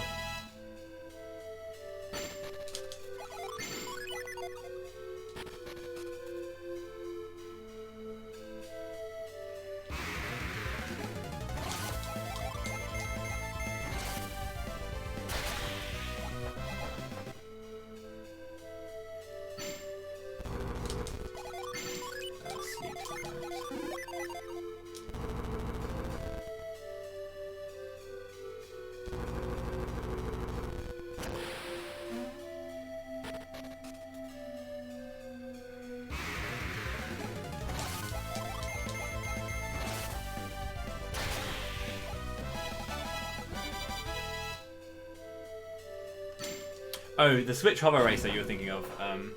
Fast Racing Neo, that was pretty cool. I like Fast Racing Neo. Zephyr Breeze. So it's going to be Granite, Fever, Zephyr.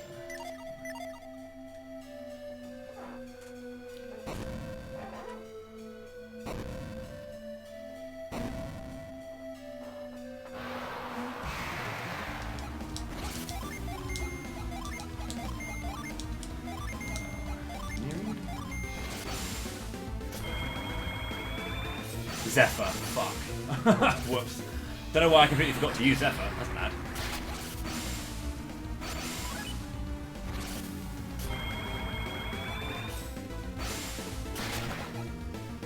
Yeah.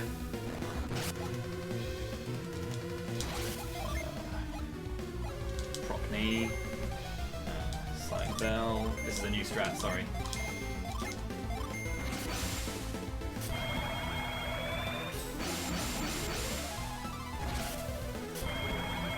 This has been so lucky. Double bind? Are you fucking kidding me, dude? It's amazing.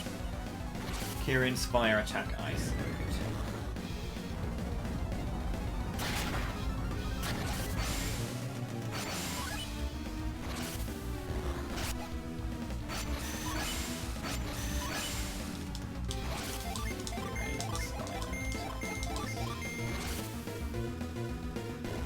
This is a bad split-ish. I mean, I need to get. I don't know how I got that 616. I really should like highlight some of my goals sometimes because they're so good, and I just don't know how I get them.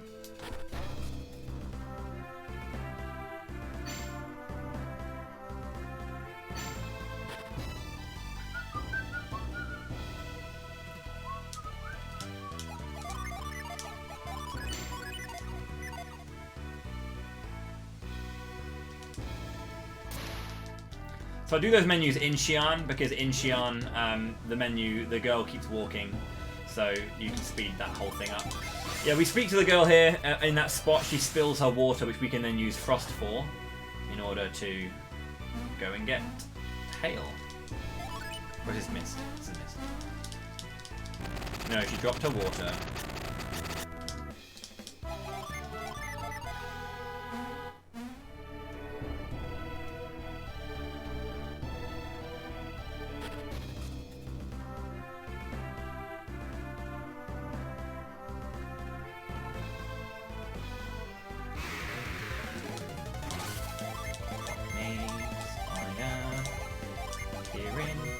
Why did I use Spire?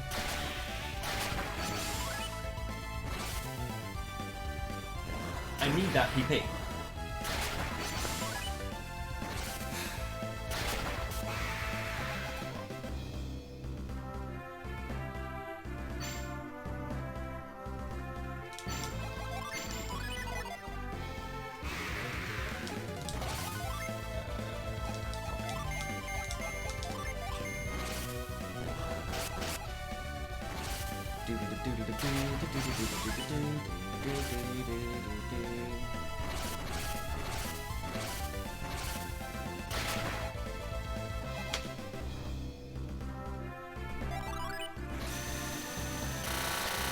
Congratulations, we just got Corona!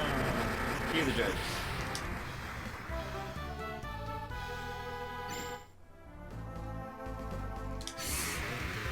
Bollocks. In trouble. In trouble. Big trouble. Okay, Jesus Christ. Got lucky.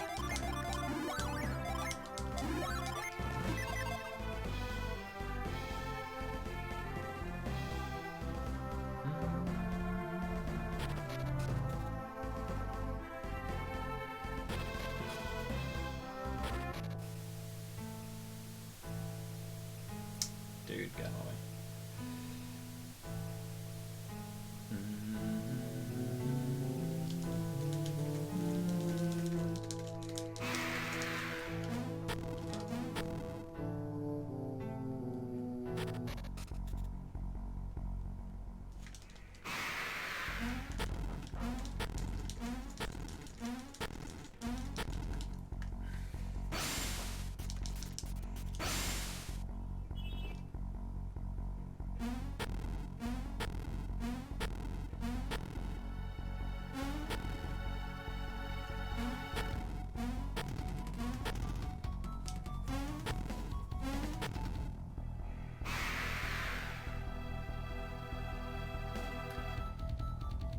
Right, I need to check my PP count. I need it to be 6 so I can retreat out of here. And I also need to set fever. So a lot of my setups for fights, whenever I do them, are setting and standing by Jin in a particular way. Summon rushing in number 1 are just like the strongest thing you can do.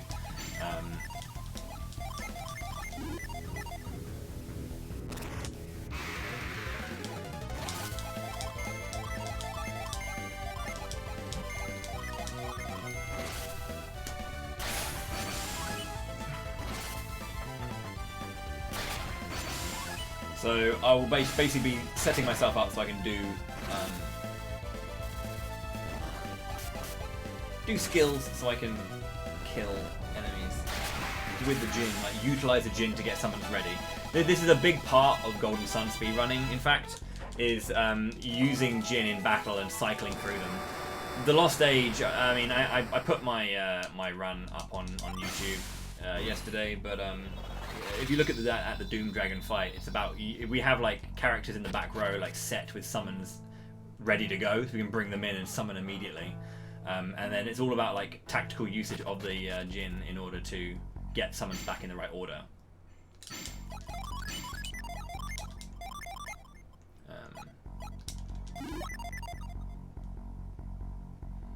So then we can use them and prep our summons again. It's kind of cool. When I say it's kind of cool, it's fucking cool. Excuse my language, but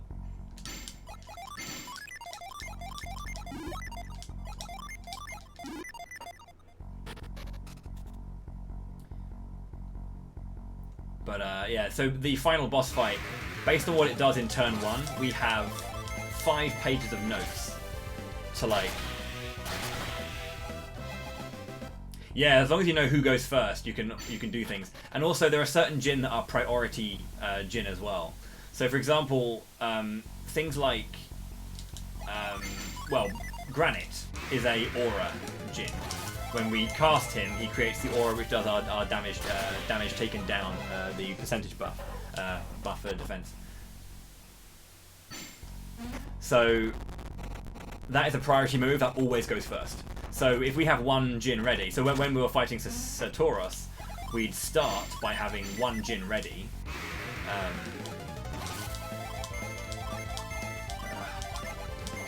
We'd start by having we'd have Flint ready, then we'd use Granite, well, we'd summon Ramses with Isaac, then use Granite with Garrett. Garrett's the slowest, but he'd go first with Granite, allowing us to summon. It's a really, really nice thing as well. You can do the same thing with like Synergy Stones. If someone hasn't got enough PP to cast, heal, or a spell, you can still cast it and then just use a Synergy Stone with the faster character afterwards. And then you'll use the Synergy Stone, then they'll cast it.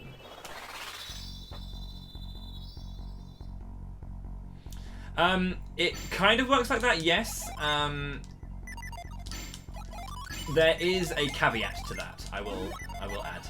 There is a caveat to that. So it's not just based on, you can obviously choose the order, and we do double tap sometimes. So in the Lost Age, when we're doing like end game fights, we will stand by all and then double tap certain Jin to make them last. Make them last on the order so that we get the other ones back first. However, the neutral, so you can do that for individual Jin, but if you were to do a standby on all, the neutral, I hate these things, the neutral order is based on the order the Jin came into the character. So when you're swapping Jin around and like giving them to each other, the order that they received the Jinny from someone else, it denotes their default order if you just do standby all, which is really, really interesting.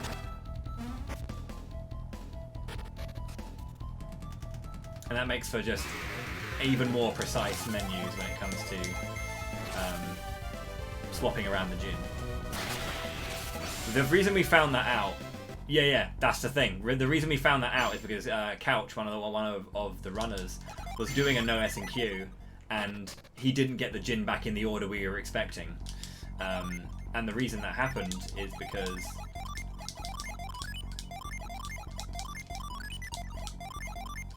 the reason that happened is because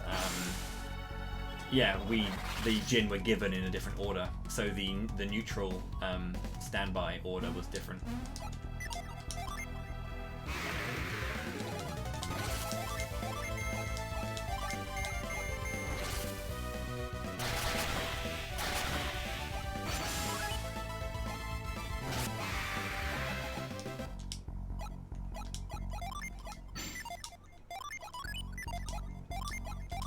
Really annoying.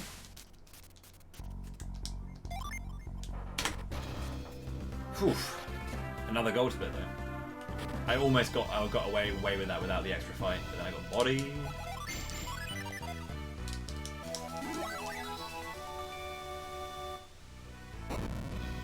Yeah.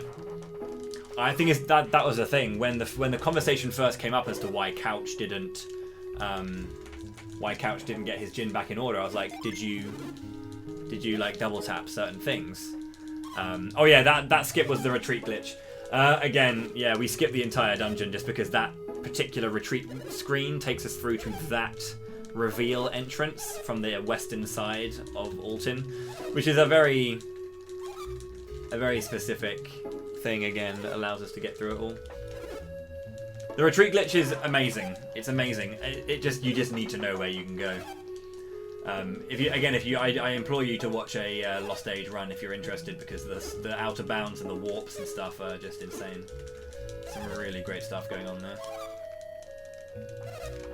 Yeah. Alton is a very specific part of the game that I always remember, for better or worse.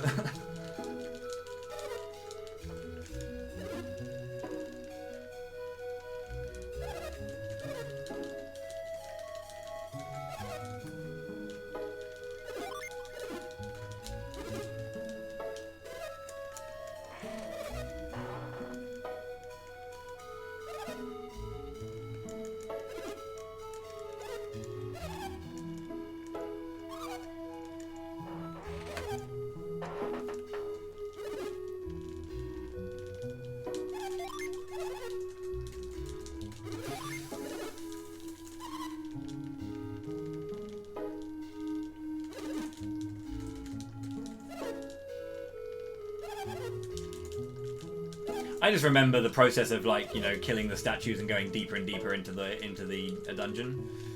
I just remember that process specifically, and unlocking the weapon shop and unlocking the other shops, and etc. etc.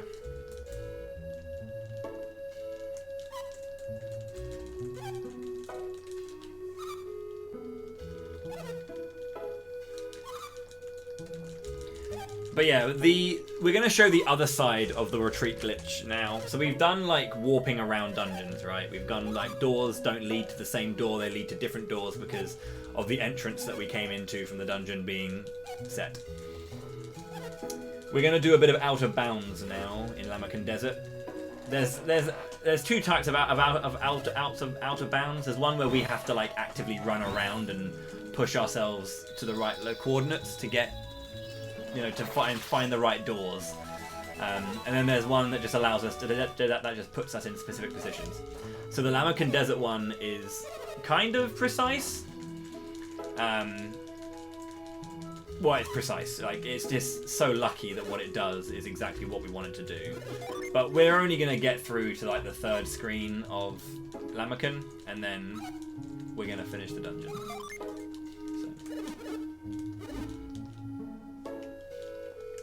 Oh yeah, and I lost a minute 43 here in my PB. So the fact that I've gone even with myself out of Alton, I'm very happy with that. Good stuff. Big fan.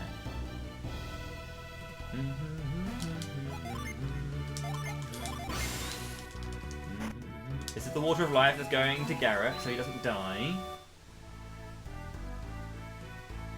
Yeah, it's pretty genius. Good music there. This is Lamakan Desert, an evil desert.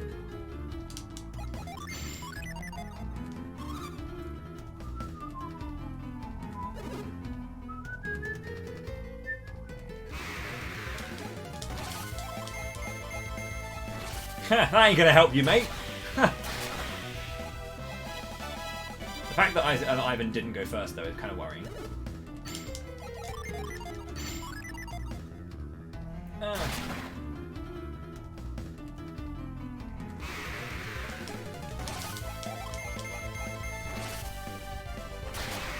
Thankfully, the orcs are also weak to Jupiter.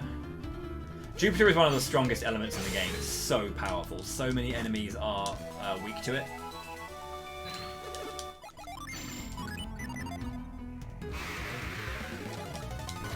That was an attack first. I just saw it late.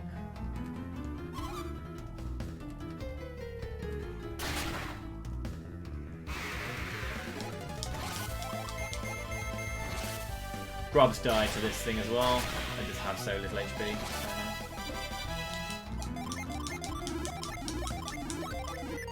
So, I'm gonna use the damage taken from the sand to force healing, which is nice because I need to set up for another retreat glitch, so I need to have my PP be very nice and low. That is not ideal. I'm gonna have to follow up with an attack and then go up. If I want to set.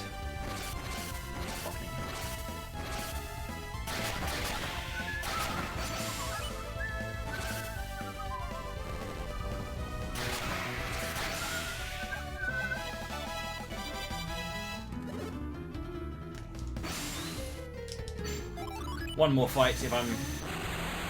Yeah, I shouldn't get 2 more fights, but 1 more fight, I'm lucky, no more.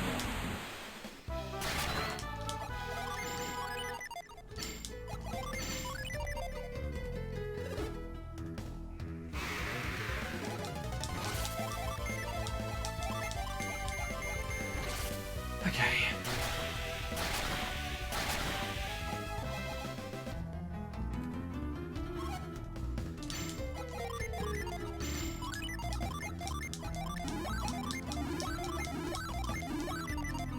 We're going to reveal, we're going to use the retreat glitch, we're going to close that thing, which will delete this part of the map, and then we'll retreat glitch again, or reveal again, and then we'll go into a fight with an antlion that will push us out of bounds. But we are going to be fighting an antlion. I'm going to make this fight purposefully 2 turns, because the turn after the turn you summon will bring back your Jin. So I'm going to have all my Jin available for the next fight. So I'm going to just use Thor to begin with, and I'm going to Plasma Ice to finish off the antlion on the following turn.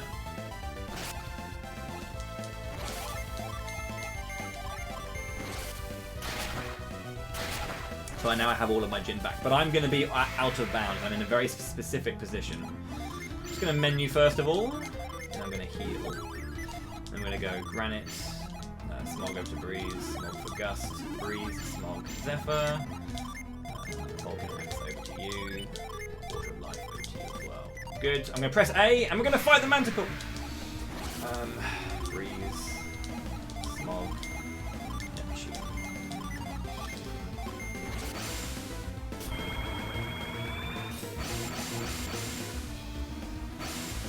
So I made it 2 turns. The turn after the turn you use it, the turn you use a summon, they're in that blast. That's going to be Poison Tail. Do not attack Ivan. Don't do this again. I've already had this once. Don't kill Ivan. Anyone else. Okay. Thor. I didn't do the vials. Oh well, we're fine. We still got it.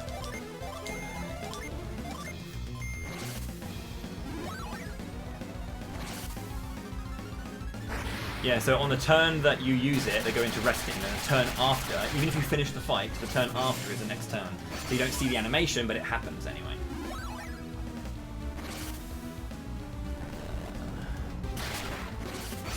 Granite, CT, Cutting Edge.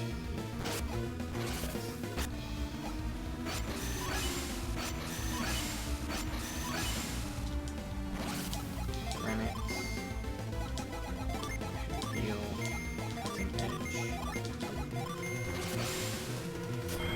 Oh no, it's fine. Keep asking questions. It's all good. I can answer. Wind Slash, Cybele, Cutting Edge Drench.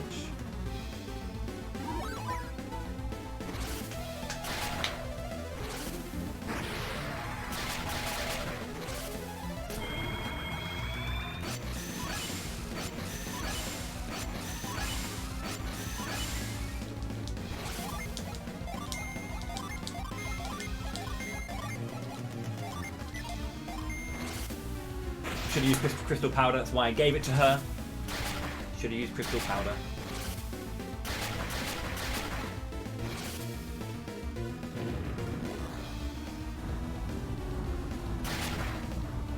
Good fight. Good fight, good time save. That's what my PB should have been.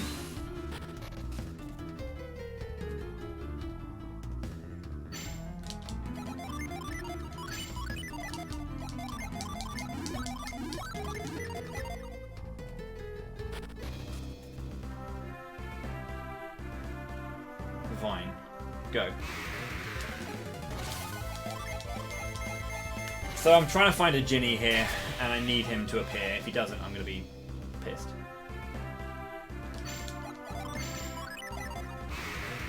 Thank you.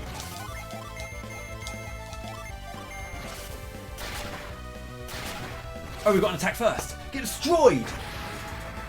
Oh yeah, so yeah, S&Q is save and quit. So this is true of a lot of GBA games. But when you hard reset or soft reset games, it resets the RNG back to the default state. Golden Sun has two types of RNG in it: general RNG and battle RNG. 1 second. When you do a soft reset, you reset the general RNG. When you do a hard reset, that's turn off the console and turn it back on, you reset the battle RNG and the general RNG. So the any percent uses saving and quitting to manipulate boss fights and get exactly what you want. It's about half an hour faster for this game, and about an hour faster for TLA. So this is essentially no manipulation.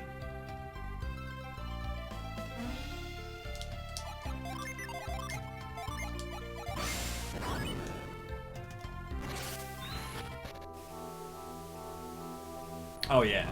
So in the any percent for the Lost Age, what we can do is we can do a retreat glitch, save our game, open a secondary save, reopen the first game, and just walk around.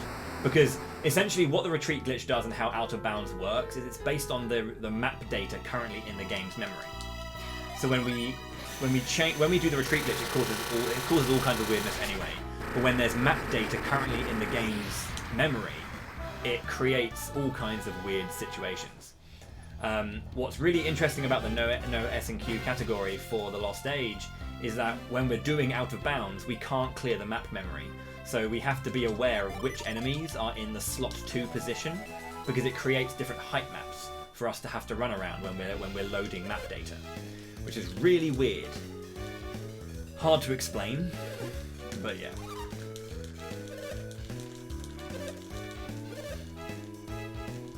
But yeah, from saying new game and confirming new game, I do not save and quit and reset. It's just one single segment.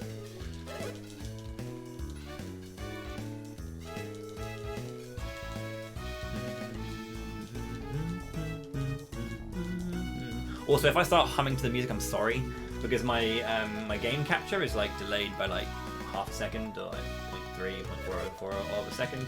So I'll always like hum or dance to something slightly different than what you're hearing.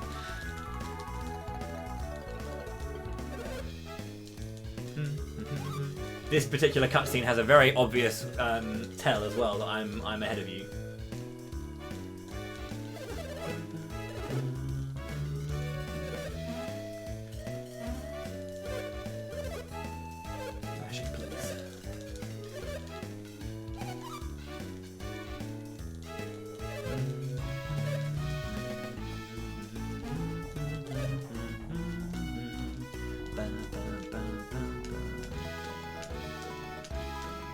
Old ass man, old ass man.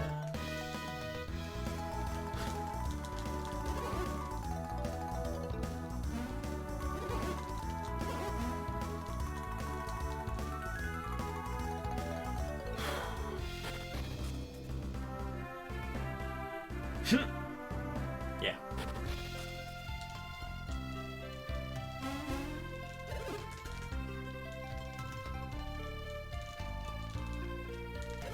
A true ocean.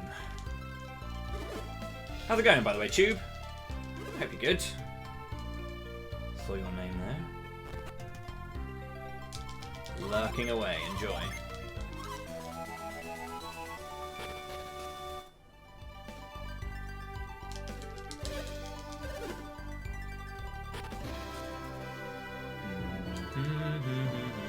You don't need to go down there and go straight up. Save time. How's it going as well? Nose.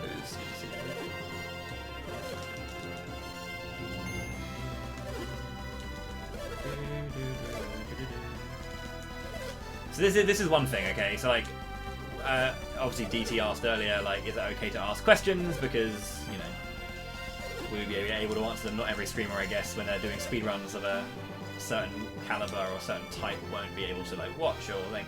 I read the, where am I going? What the hell? I read the words, but not who's saying them half the time.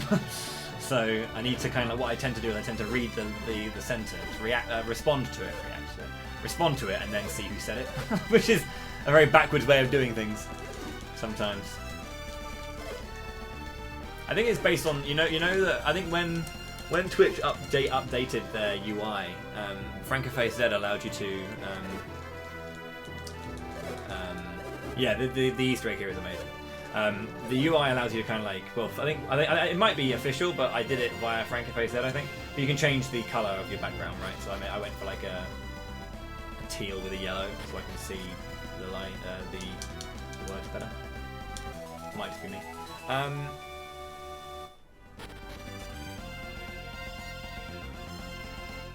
Sounds good.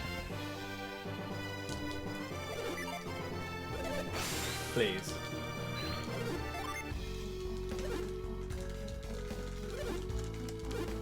Yeah.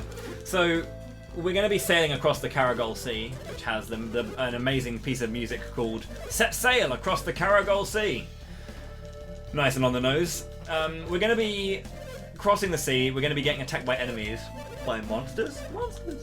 And the monsters will take out a rower, and then you have to pick 4 people to replace the oarsman to row. If you like unbalance it, or like create some imbalance between the left and right side, if like one side is stronger than the other, the ship won't stay on course, and you can set sail to a secret place called Crossbone Isle, which you can get to later on in the game. Via another method, but you can get here early by choosing inappropriate people to row for the replacement as replacements. It goes left, right, left, right. You have to pick 4, and you have to make sure that you get. If you're going to pick 2 weak characters and 2 strongers, you go weak, weak, strong, strong.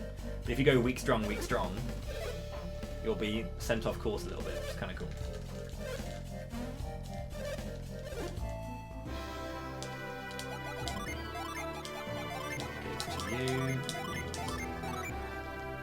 Yeah, pretty nice. Again, Camelot Software Planet. Good ass developers. Loads and loads of attention to detail.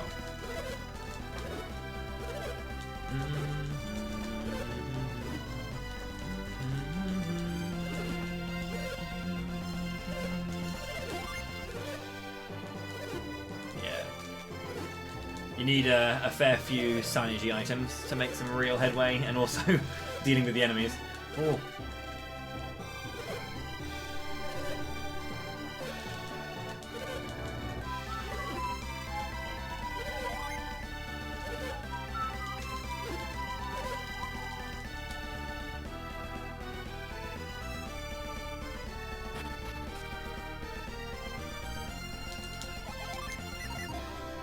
So Ivan now has the elven shirt, and there's a sleep bomb on Mia.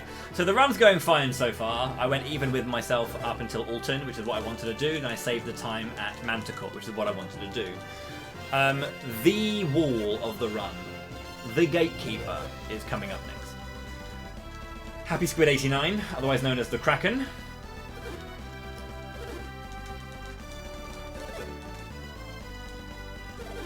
The Kraken relies on us putting him to sleep. If we don't put him to sleep... Thanks for coming.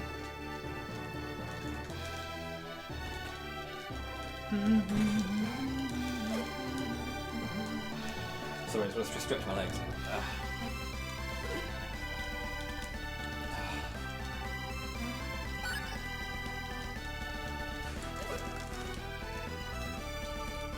Row!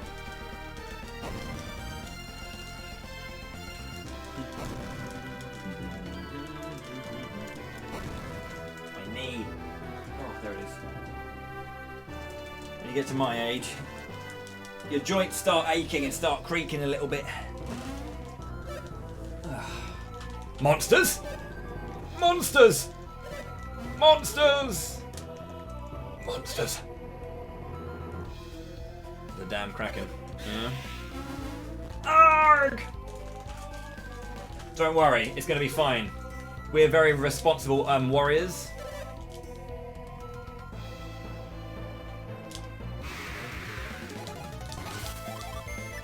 Yep, that's fine. All we're going to do is we're just going to summon into this cabin the God of Thunder himself. That's fine.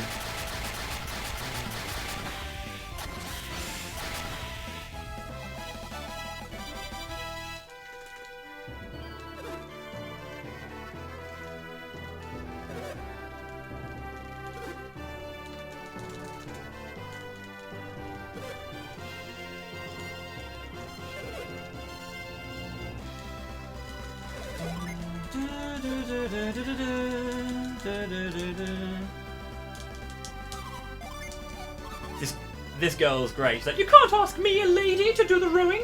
And then when she comes out, basically the four you choose leave the boat last, and you have a little chat with them. And she's like, man, the guns are I'm feeling really good. What a workout. So it's kind of nice.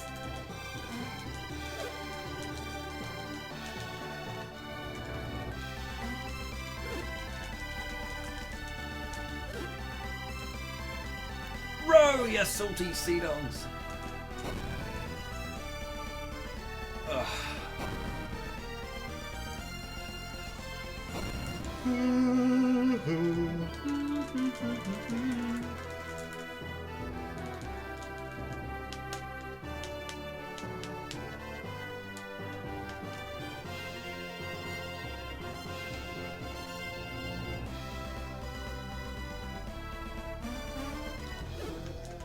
Monsters! The next one doesn't have any more text boxes. So I'm going to quickly go and grab some water in between for the next one. Got a chill breeze of opening my my study door there. Jesus. Okay. How about this one though? We're just going to summon a meteor. Not even onto the deck of the ship, just into the cabin. Kablooey! That was fine, right? Everyone's fine. No one's in danger.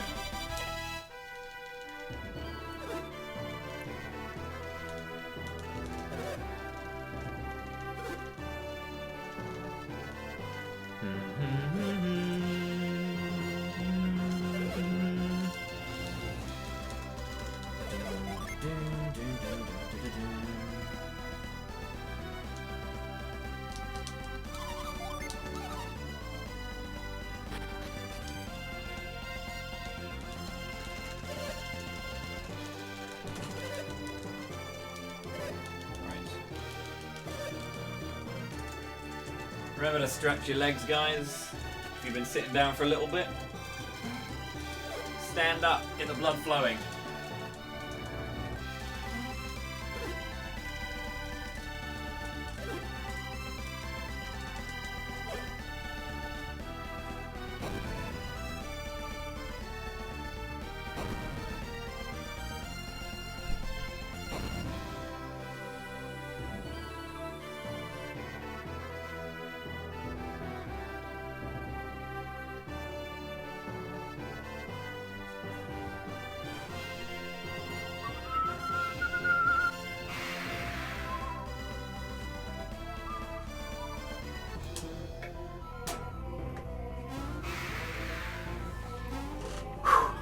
Okay.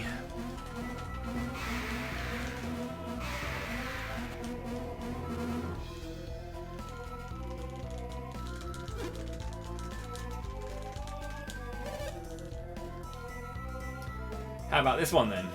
We've had a meteor. How about the literal apocalypse of shooting a beam into the ground and just completely annihilating the entire world? We skipped it, but.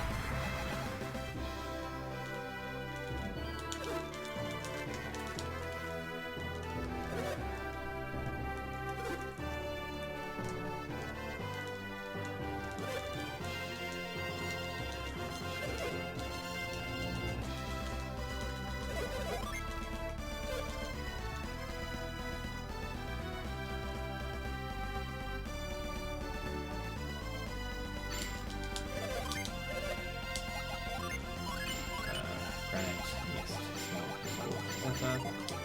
Sleep all over on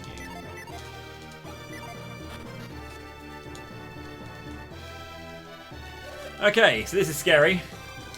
The run could end here, my friends.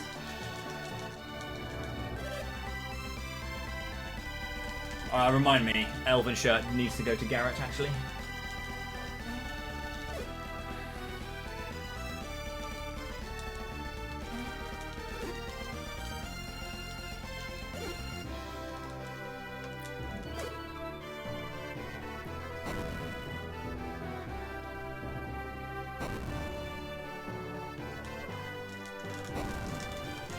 Happy, please be nice. Yep. Glückliche Tintenfisch. 89.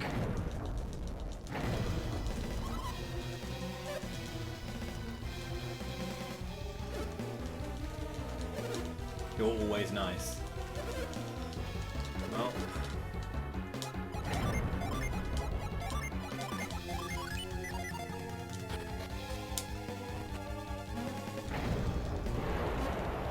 Granite Mist, Scorch, Zephyr. Mist or Scorch. Land.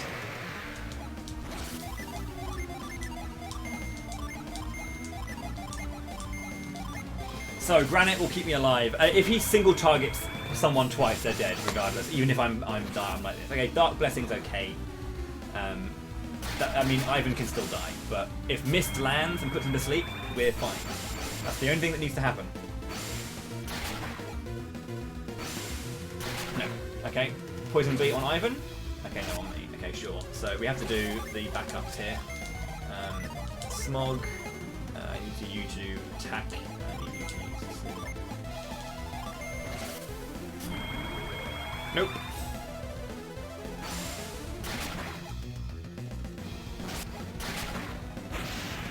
Fools.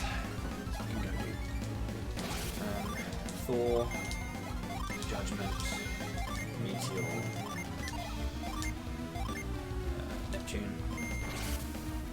Oh!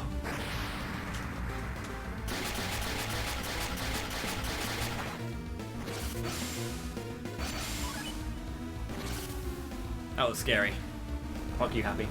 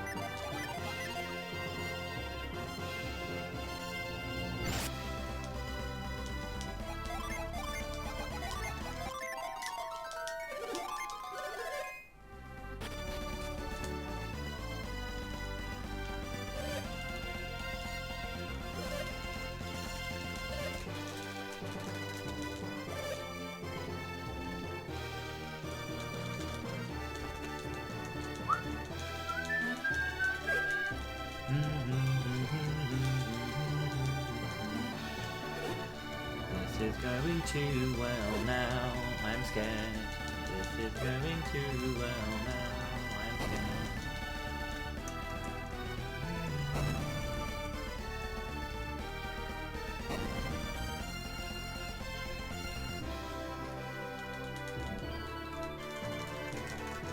Oh. Hail, don't be a bastard! Please!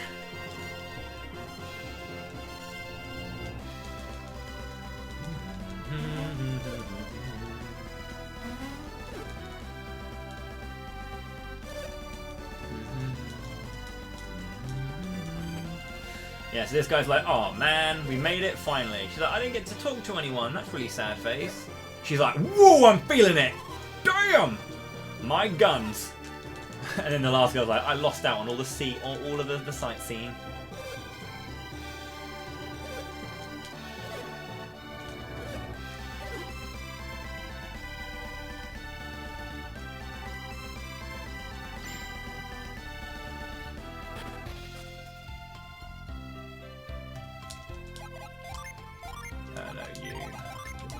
shirt.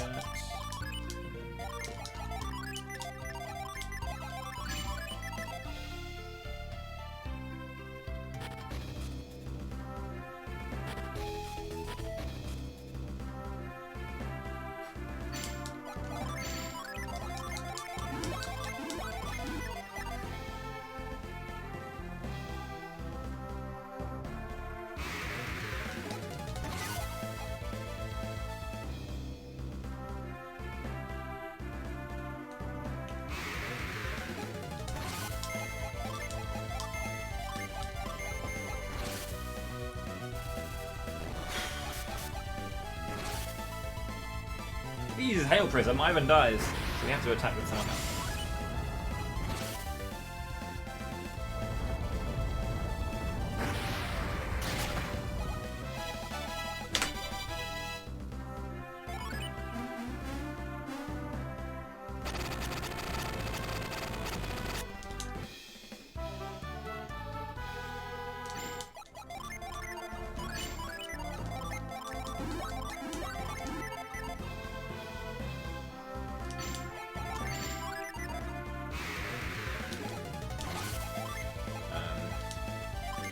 I actually know what to do here.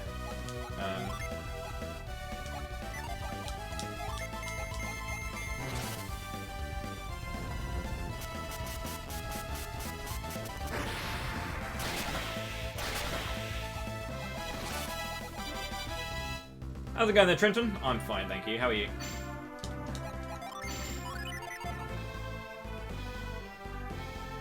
Been a bit of a fun one. Fuck it. I don't want to use Thor because it's the slowest of all the tier 4s, but I know that I don't think Judgment would kill on Splash for the Dirges.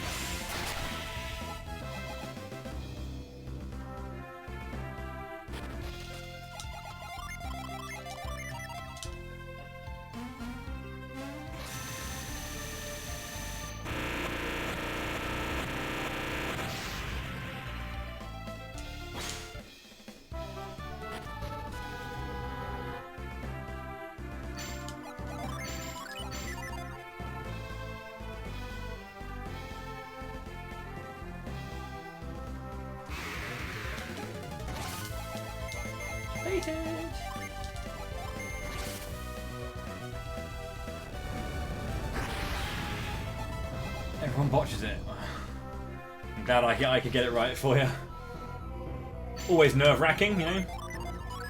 So I'm going to be setting everything, stand-bying all, and then setting ground each time. Ground... ground is a priority move. It goes first, and it also stops an enemy's movement. So in this particular dungeon, there are some enemies that we can't kill on Splash. So we need to hope... well, we'll basically set up some situations where I can kill the one that I can kill, leave the one that I can't kill, and then ground will basically prevent the one that I can't kill from getting its turn when I get that situation specifically.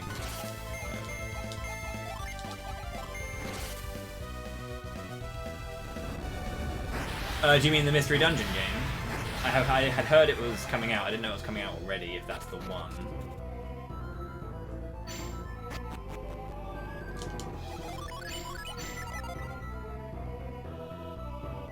I knew there was a remake of Mystery Dungeon. Why do I want to try this? No.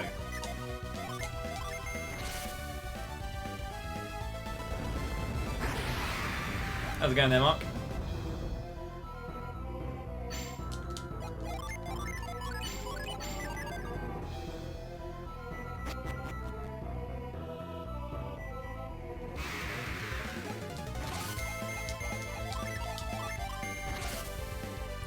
Opening that mystery box.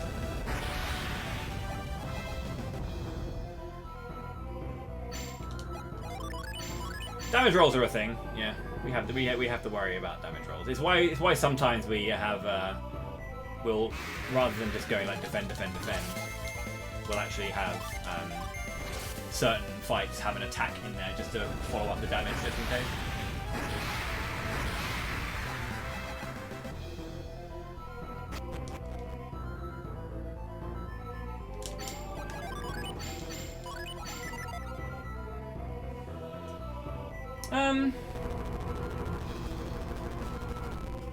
Damage rolling being an issue, it's not really too much in this. The Killer Ape can die on turn 3. With the old strats. New strats he always dies, but with the old strats he could sometimes survive.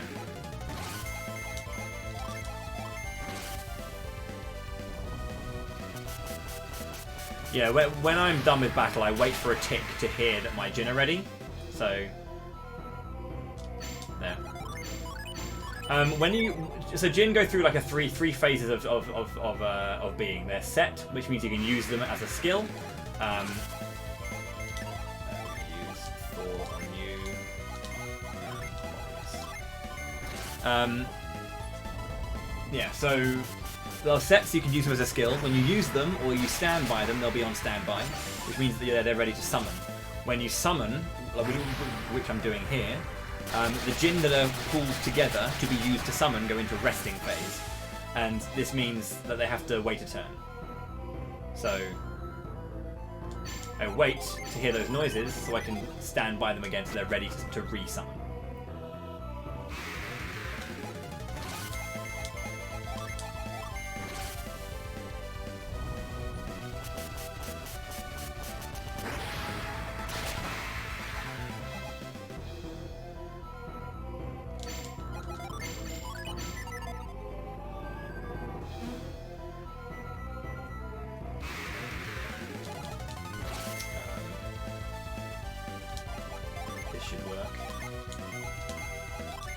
This should work. Isaac outturns the golems. That's kind of nice.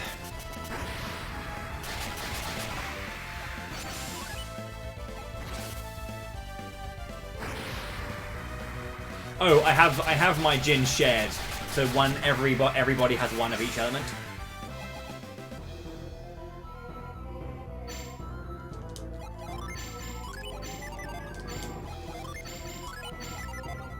I do that one twice just in case I get an early encounter. That would be bad.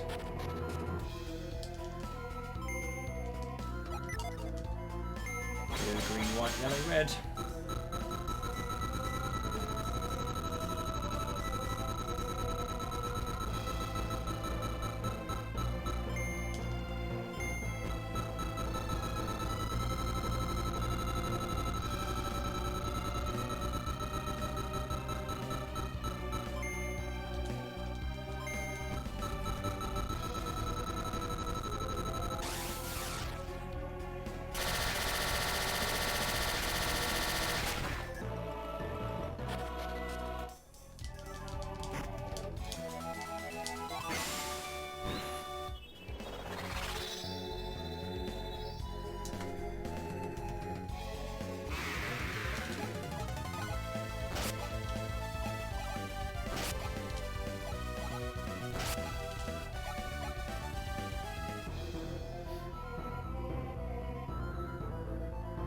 Yes.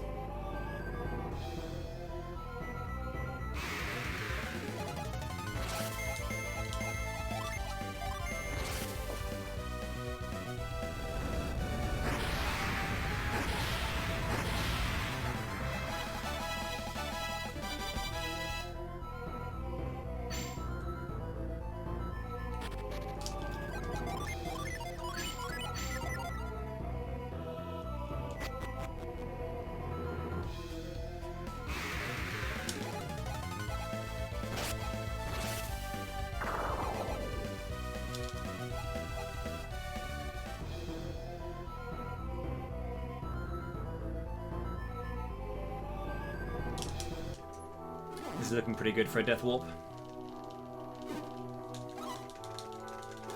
I'm going to go for a Death Warp now, so I was actively running and trying to, specifically because there were dangerous fights that if it did go south, I could finish them. If I got 2 Dread Hounds, I would have gone for the kills, and then just. There are 2 ways to get back. Basically, after this, we have to go to Tolby. I tagged Tolby to go for a Death Warp, or not, basically. If you get a bad Death Warp, it's faster just to run back to Tolby. But if you get a good Death Warp, it's faster to Death Warp. So I run down to Babai after getting the draft and flee. and see how well it goes. If it goes well, then I'll Death Warp. That seems pretty good.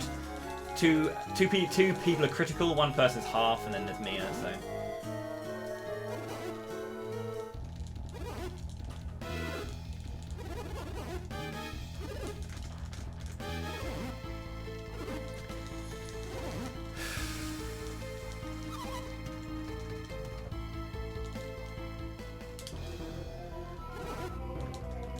So dumb that you have to do that cutscene even though you have the draft already.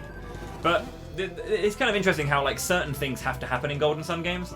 The 80% for Golden Sun 2 is really interesting because there's loads of cutscenes and things that we skip or do really out of order, but certain cutscenes have to happen in order to be able to continue, which is kind of cool.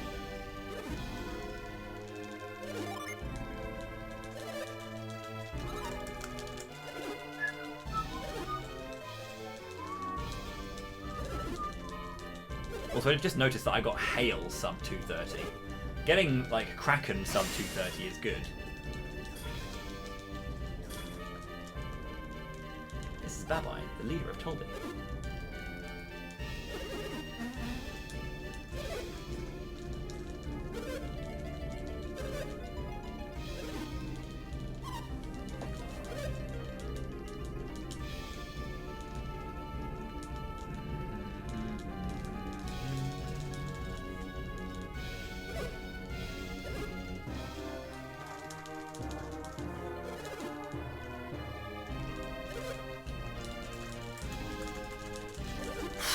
Sorry, I need to focus a little bit more now, because we're getting to the business end of the run where it gets a little bit tricky.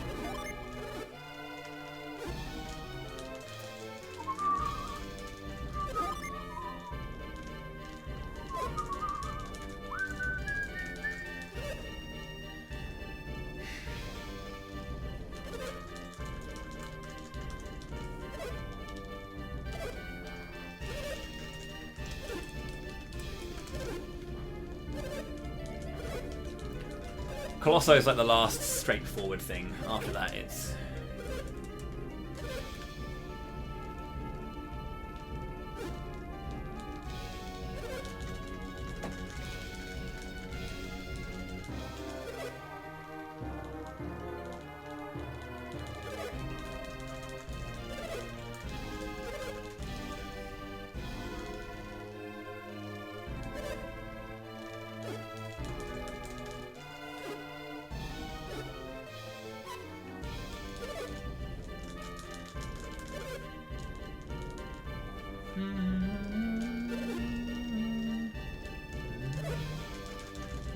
Why don't you join in on Colosso?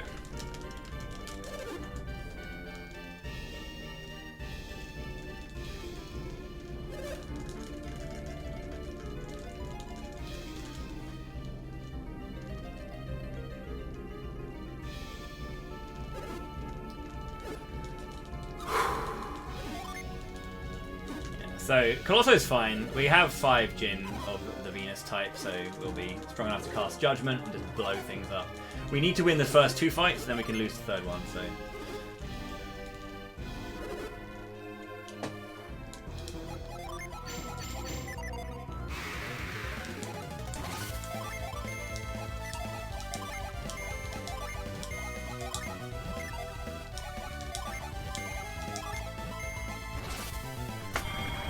Attack me, don't you dare you spatter.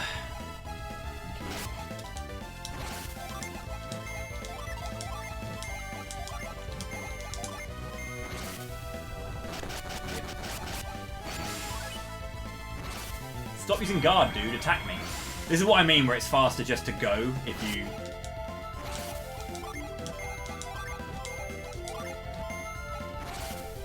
Fucking hell! I could be done by now. Just kill me, dude.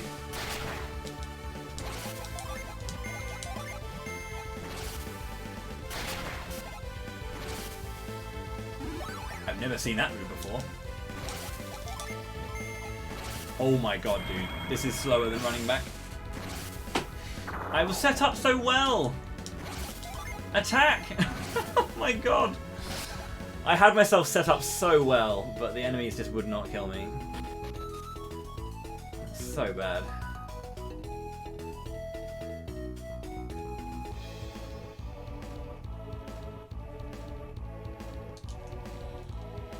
Would have been faster to walk, sadly. You never get lucky. You never get an encounter that can kill you when you actually want to death walk. Come on.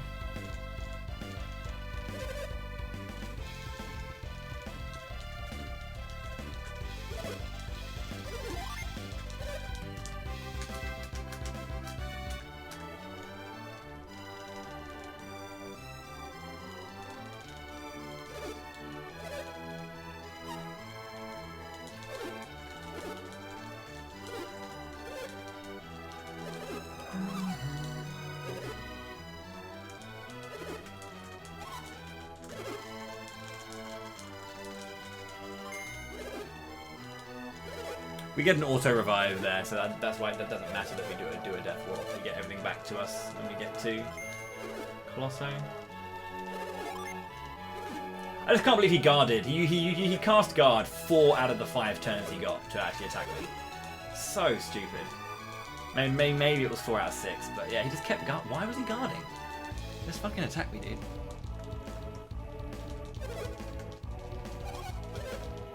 One day I'll get a double Dreadhound on my Death Walk fight.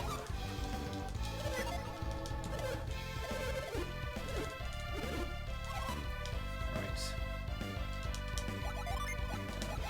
Missed.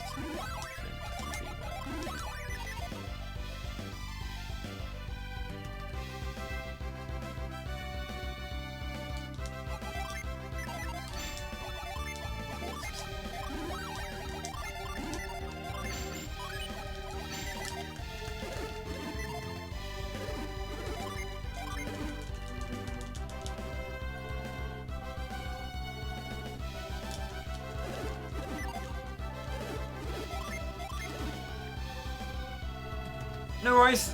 Cheers very much for stopping by and hanging out. Hope you have a good day. Right, okay. That was really annoying that Mia died, and I accidentally cast Venus with Ivan, so I had to wait. Some small, tiny, like, optimization errors that I made errors for, so. Great.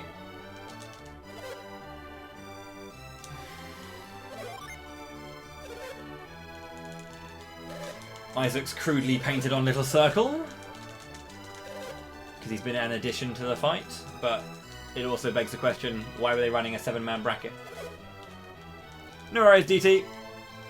Cheers, cheers. It's a cool run. The No S&Q is really good. If you ever have find time, the Discord is more than welcoming. I'm more than happy to help out. There's a lot more information going on under the hood as well than you see, so it's pretty cool. This is a bad split. Yeah, it's 10 minutes in on here. Maybe that death walk was even worse than I thought it was.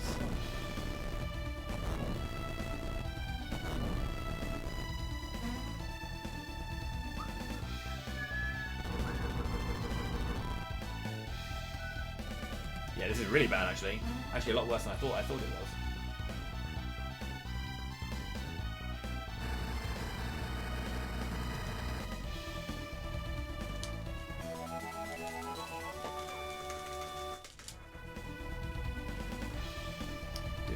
Drop.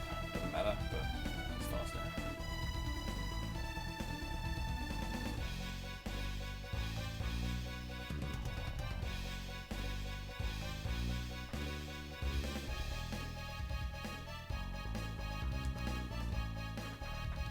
Yeah, this is really depressing.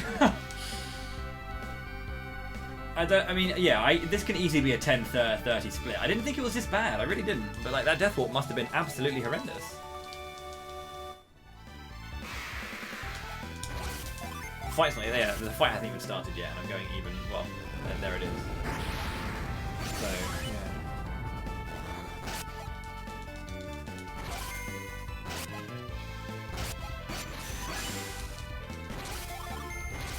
What a shame. What a shame. I was hoping to save, like, the time there, because there's free time save there. At least 30-second gold, I think. As I said, it can be as low as 10:30, but if you get an optimal death walk. I think the game knows what I'm trying to kill myself off in those scenarios. So it's just like, okay, we'll always give you moles and a gargoyle.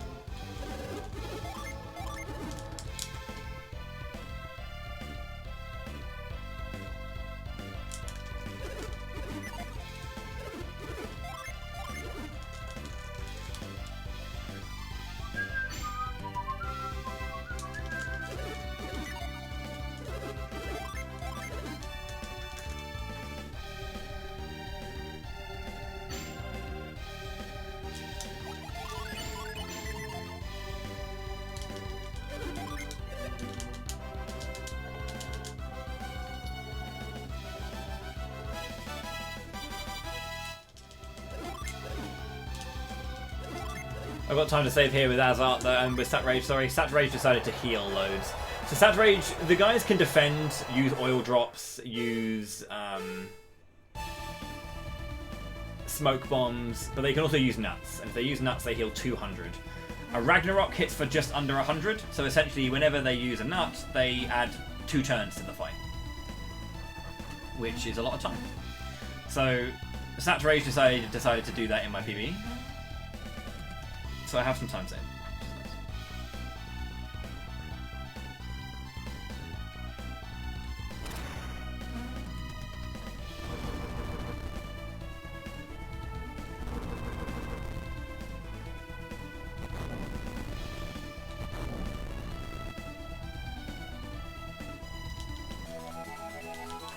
What I want to see him do is use smoke bombs, because I'm going to be using Ragnarok, which hits anyway because it's magic. So if he uses smoke bombs, or like, I mean, to be fair, a guard is less damage for the Ragnarok turns. I don't want him to guard on Judgment, but if he guards on Ragnarok, it keeps me from healing and needing to heal. So it doesn't stretch the fight out any further than it really should be, which is very, very good.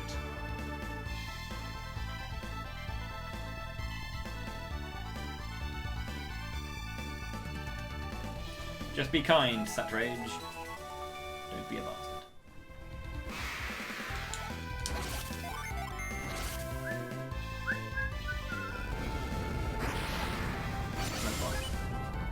Oh, hell yeah!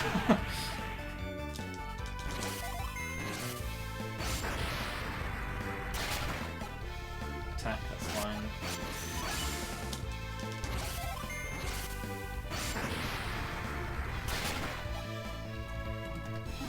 That's bad. As previously explained.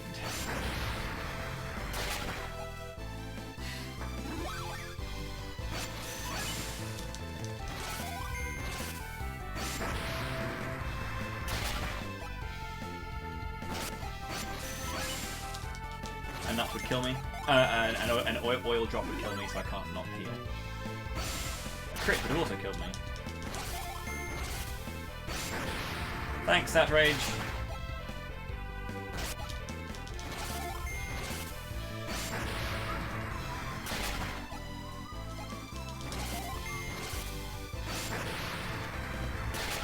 How to lose time on a free time save split.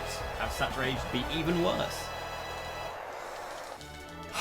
Well, it's about a minute of time save is still there. So, next time. Next time. Yeah, that's super funny. That's really funny. Fuck.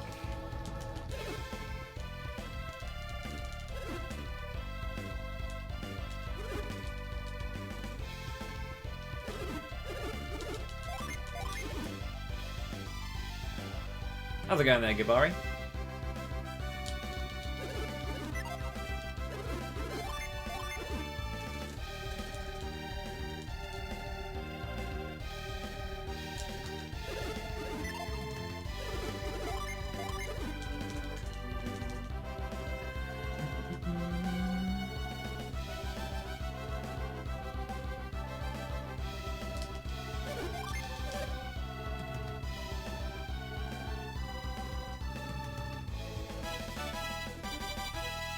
Sounds pretty bad. I'd call the doctor. I'm not sure what country you're in where that might be a good or bad idea. Always a good idea, but sometimes not the most financially sound.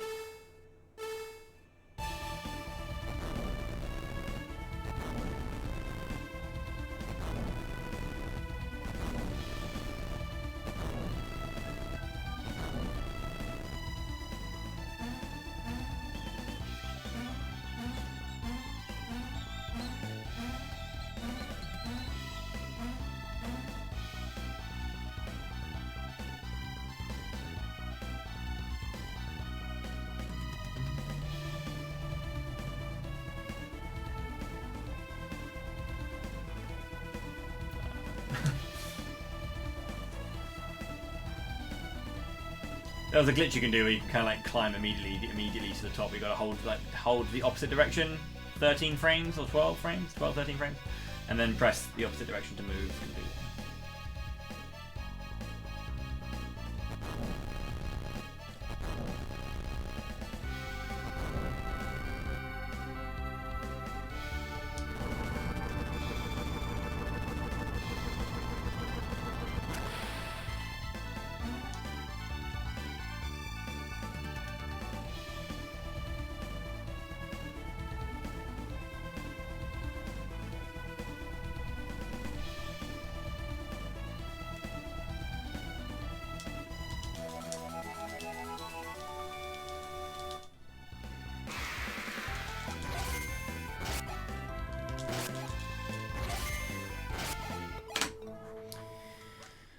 255 Colosso. Yeah. Not bad. Not bad. Happy with that. Outside of Saturage being a bit of a bell and the Death Walk being a bit less than good. Other than that, this is looking very clean.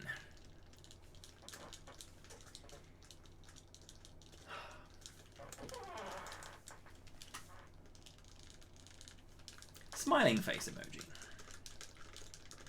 Just leave him there to sleep. It's had a rough day.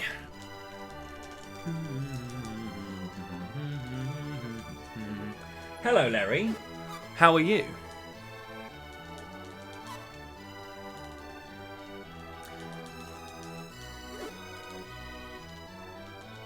Welcome home.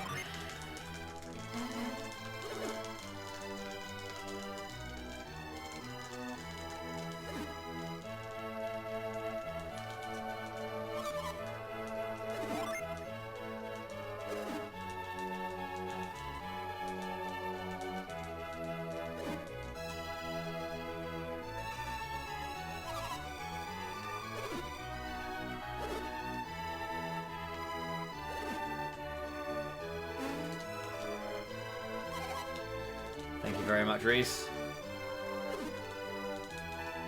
I'm looking forward to April the 10th. 10th of April.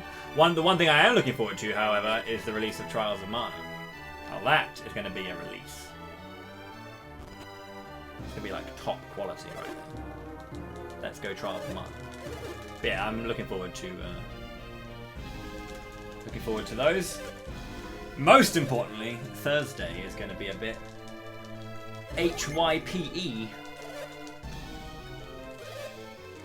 Please post your Bowie hypes in chat now.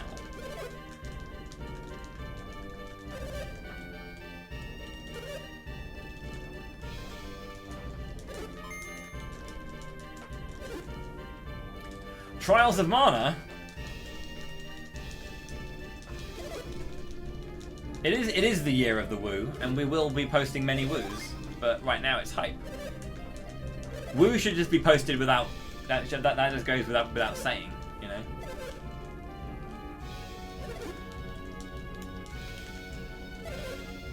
Trials of Mana is a remake of Seiken Densetsu 3. Seiken Densetsu 3 being the third Mana game after Final Fantasy Adventure and Secret of Mana.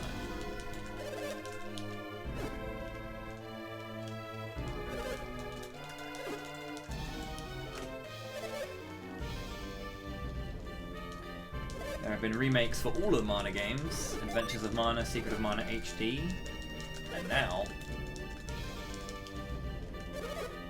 yeah. It was like the biggest news for me last E3.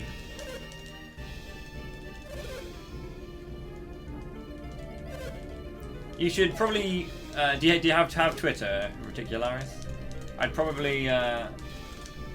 either search Twitter for either Seiken PR, which is the Japanese one, or I think this is Mana Game. I think it's their @Mana Game Trials. Yeah, Trials of Mana is going to be like all I play for like a month straight. I mean, it was announced last E3, and I've talked about it for since that E3. I'm not sure when you joined my stream. But last year, after it was announced, Magus actually visited me. El Magus came round to mine, and we did a couple of playthroughs of Seiken Densetsu 3 together. For clarification purposes as well, and for clarity's sake. For clarity's sake, I personally refer to the original version as SD3 and Trials as the remake. So just so you guys know which one I'm talking about if ever I talk about it. Yo, Nahiri, thank you very much for 3 months with Twitch Prime. Welcome back to the Fighting Club. I appreciate the support. Thank you so much indeed.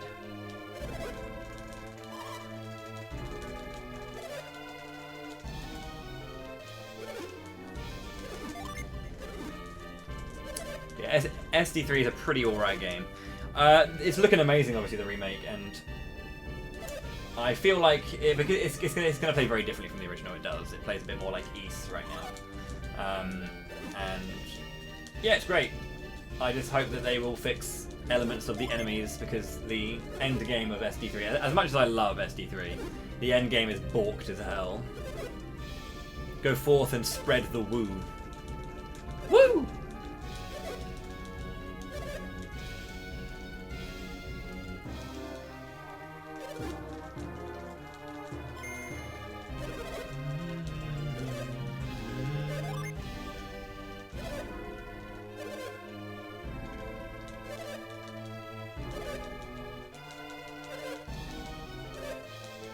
Come on, Iodem, piss off, mate. I don't need this conversation anymore.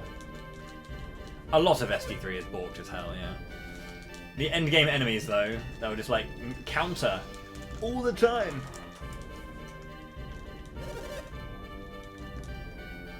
Yeah, same.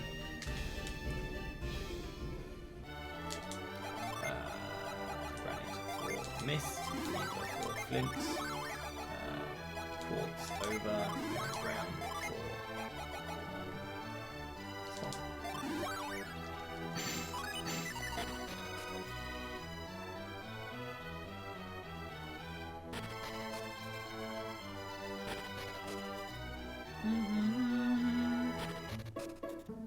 P pom-poms. Jesus.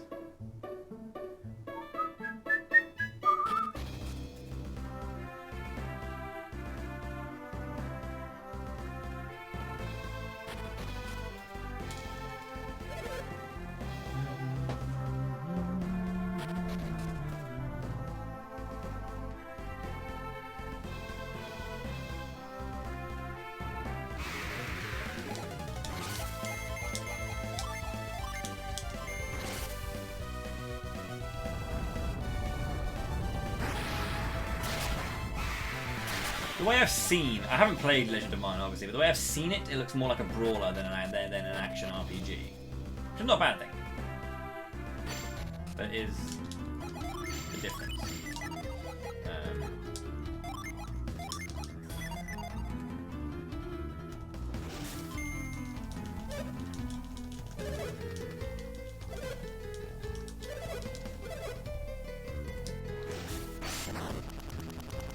Oh no, not a bad thing at all.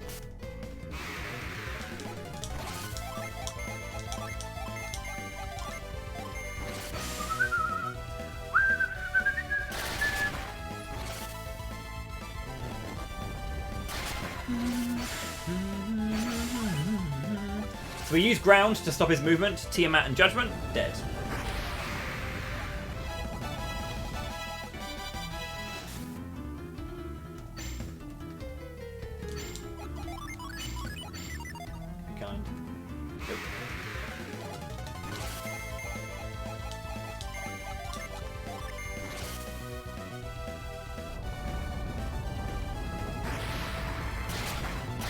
Oh, they're strong against that.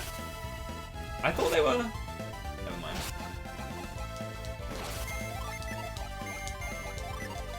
Seems like they're Boreases. I didn't know that. I don't know why.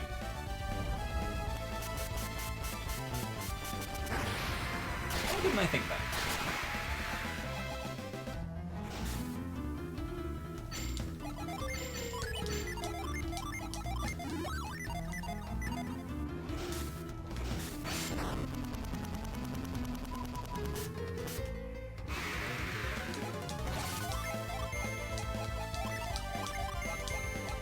So this is already pretty bad. In order to get a good time in Suhala Desert, you need to get no encounters between the tornado lizards. You can make it. It's a long way to go, but you can make it.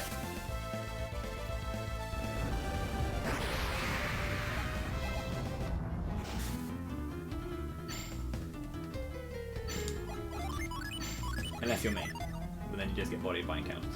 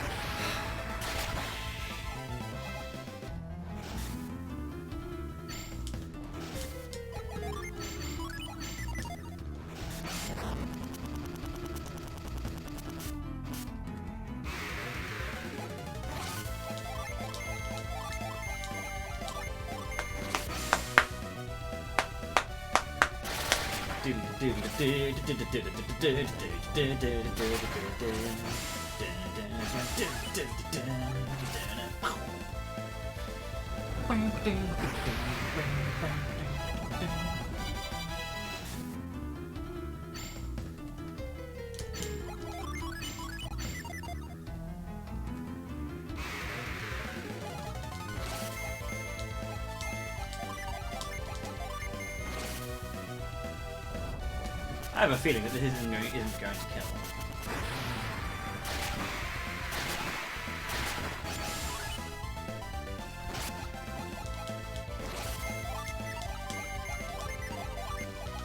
Definitely making it harder for myself.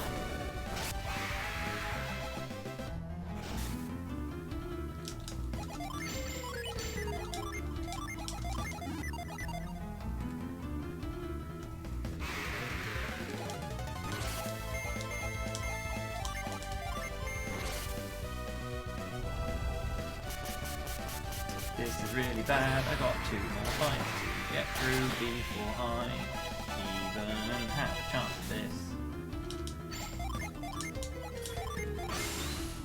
This is really bad. I'm going to lose about a minute here, I think.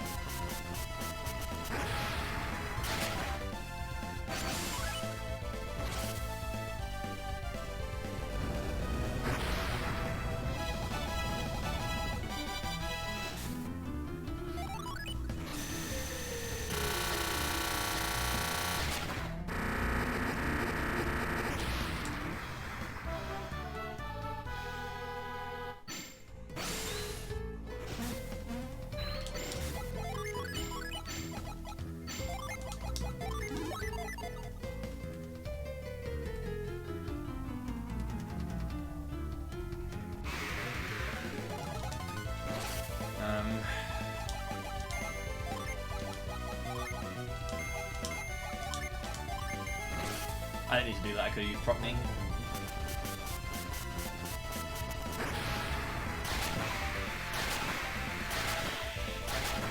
Could definitely use propping.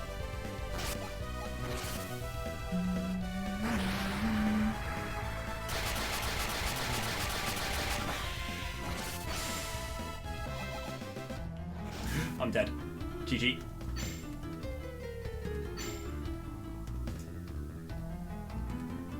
Oh my god, are you serious? Fuck. That was literally gonna kill the run.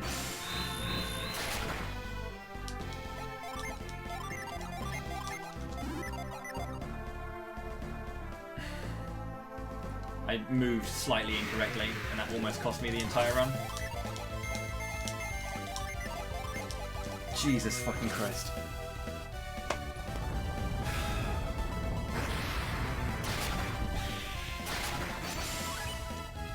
Oh, he's defending us.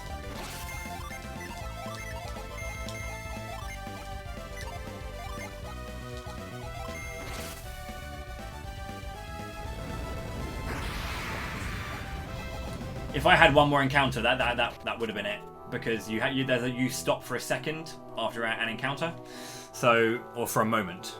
But yeah, if I had one more encounter, it would have caught me upon refreshing the screen. So the fact that I didn't get an encounter just saved me.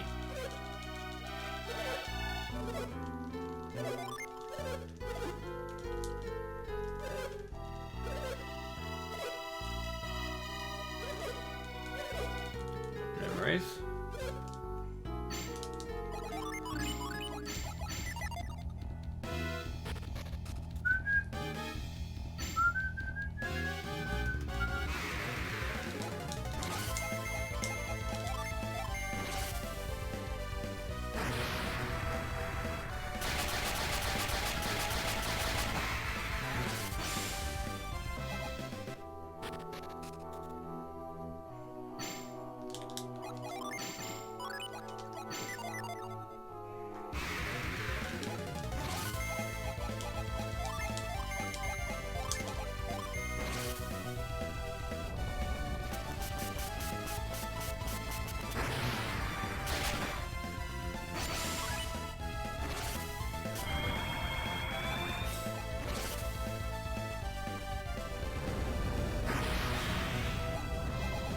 Healing ring, lol.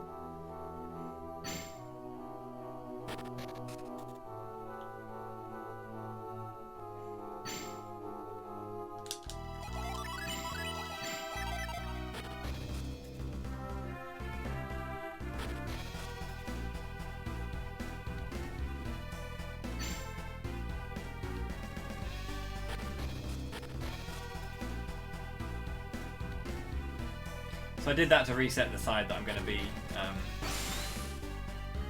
warping back to. So reveal walking is a thing that you can do in Venus 1 only. With Venus 1 is this like little bit we go through Venus right now. Reveal walking is a thing where we don't accrue aggro for encounters whilst in reveal.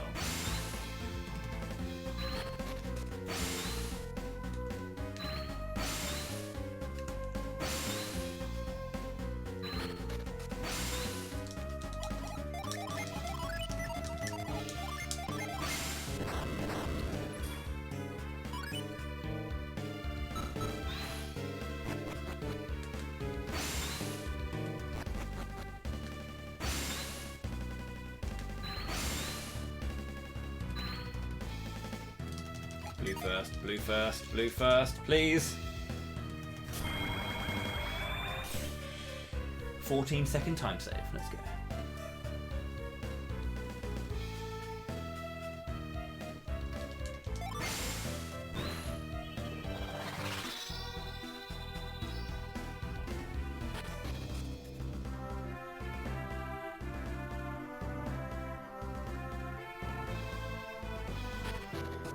Encounterless walk to Lalavero.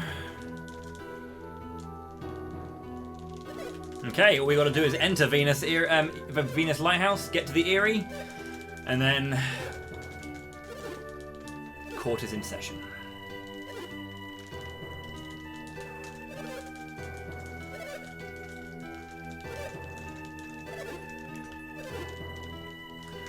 Yo, Golden Bocco, thank you very much for re-upping the sub, dude. Welcome back to the fighting class. It's very kind of you. Thank you, thank you. Ugh.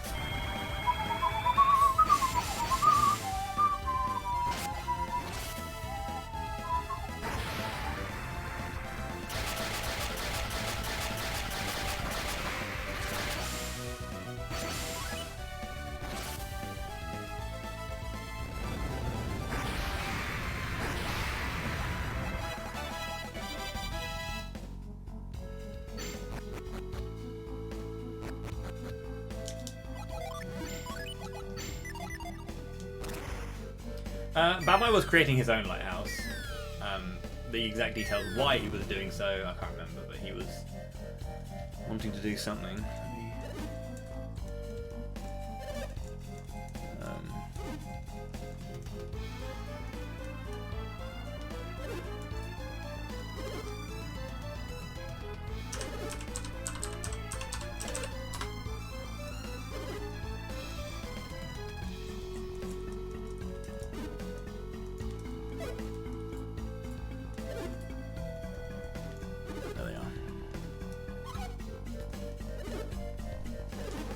I was right. Yeah, I was right.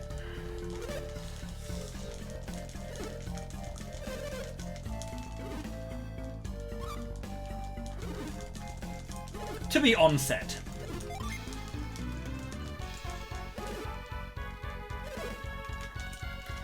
Yeah, that was the one. Wanted to find Lemuria because obviously he had been given the draft. He had met that Lemurian years ago, all that kind of stuff, and hoping it could light the way.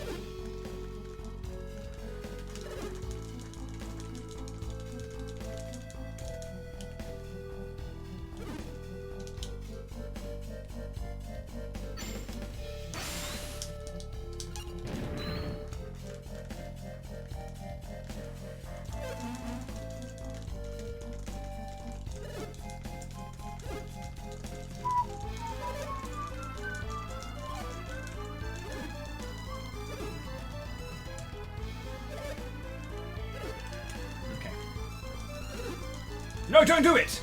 This means I have to press the button again. Oh.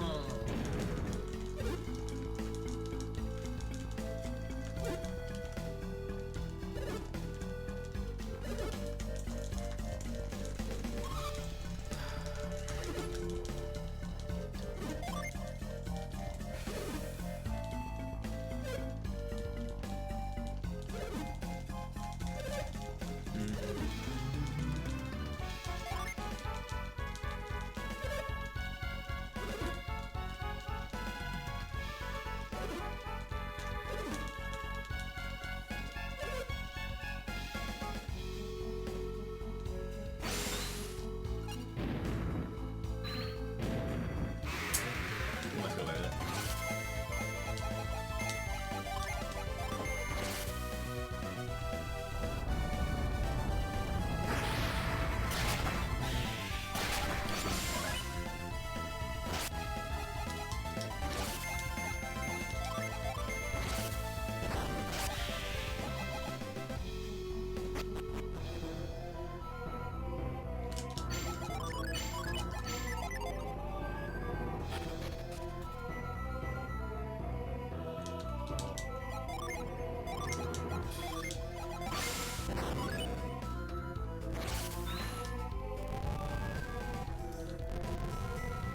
Okay, so the reason we use the blue side is because it's the quicker set of puzzles to get through.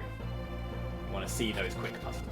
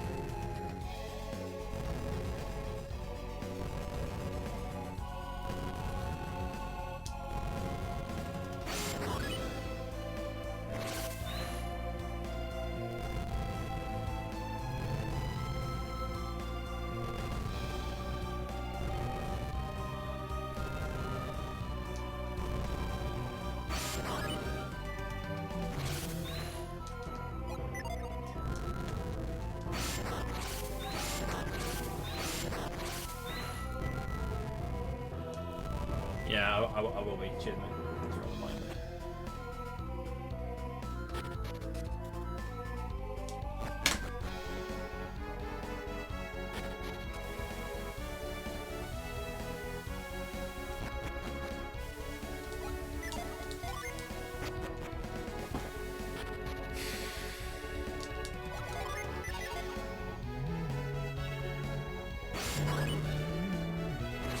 Oh, yeah.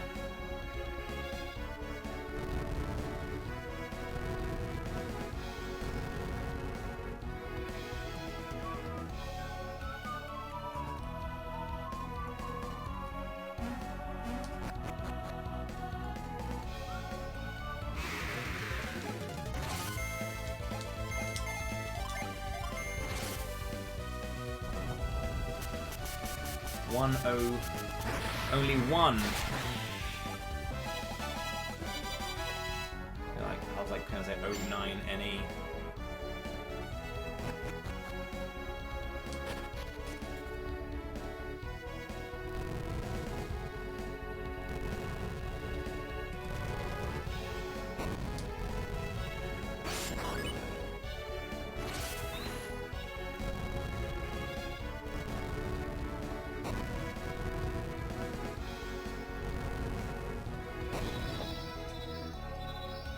The gold one is the Soul Sanctum, where the Golden Sun will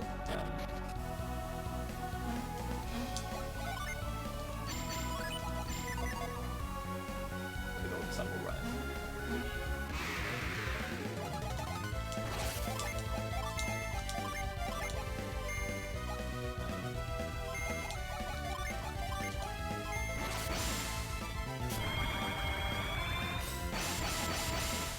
The golden statues in the center.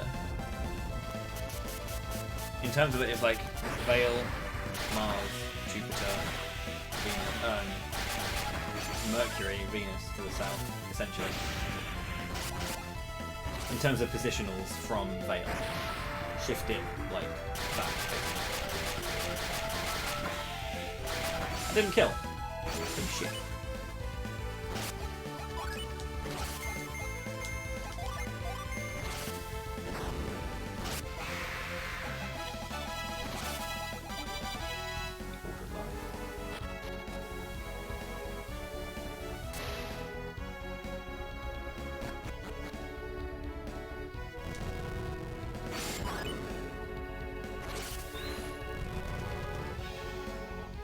We can't run. We have a minus 5% chance to run. It cannot be done in the first turn. And if we get back attacked ever, this run is pretty much over. The enemies here just hit way too hard. When we're too underleveled, we will just die.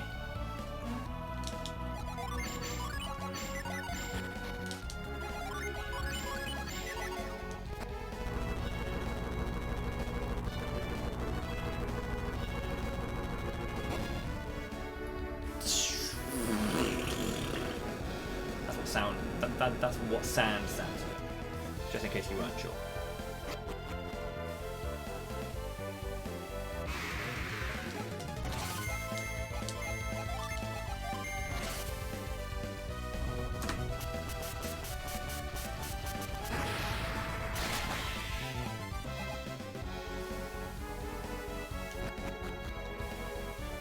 Man, I'd love to do Foley. Absolutely adore that shit. I did a bit of Foley at drama school.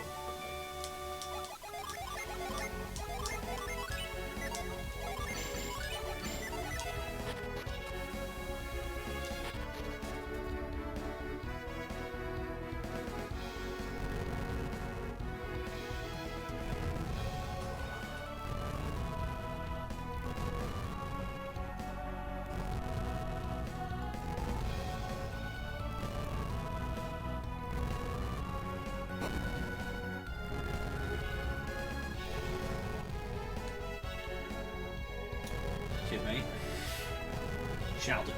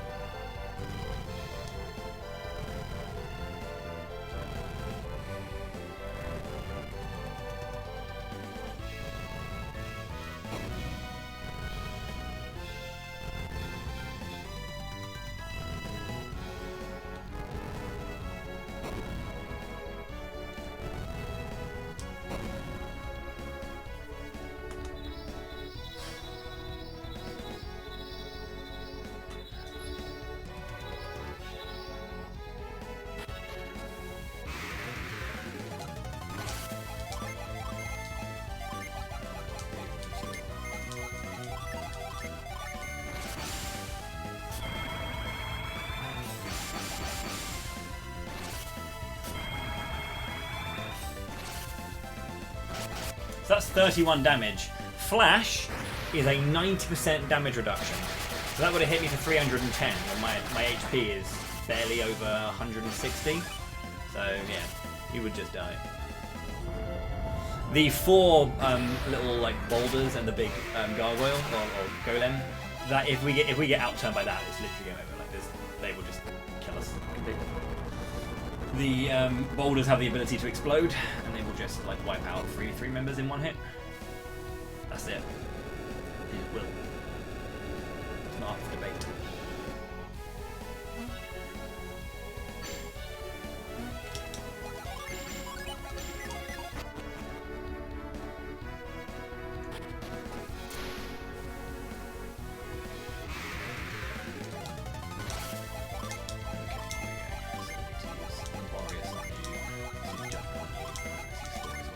I have to do this because I don't have fire ready. It's kind of bad.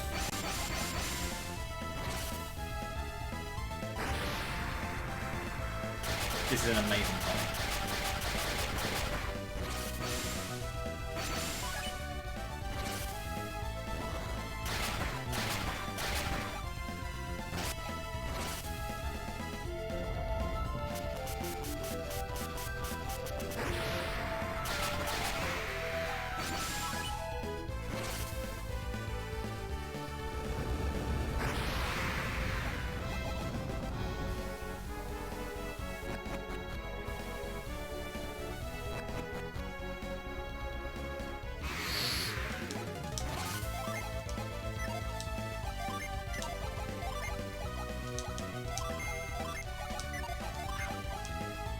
We might be dead. I think we're dead.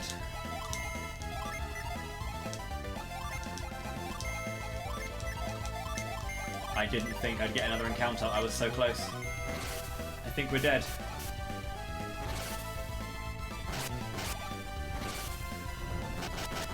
I can't kill him.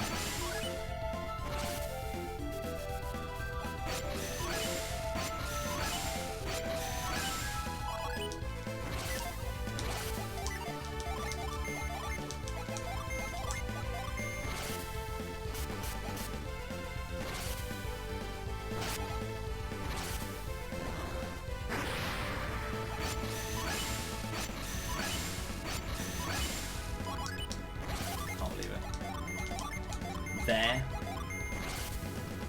I didn't menu because I was at the fucking end of the fight. I was at the end. I'm at the end. Like, I ran up one flight of steps. I'm at the fucking end. That's it. I can't believe that.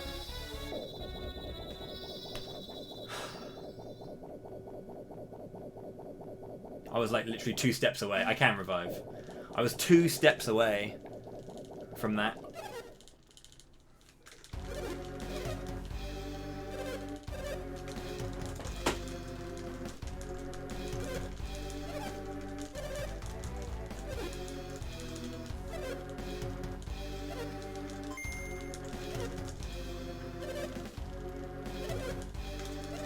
That was such an early encounter. That's the thing. It wasn't. That wasn't like I pushed it. That was an early encounter.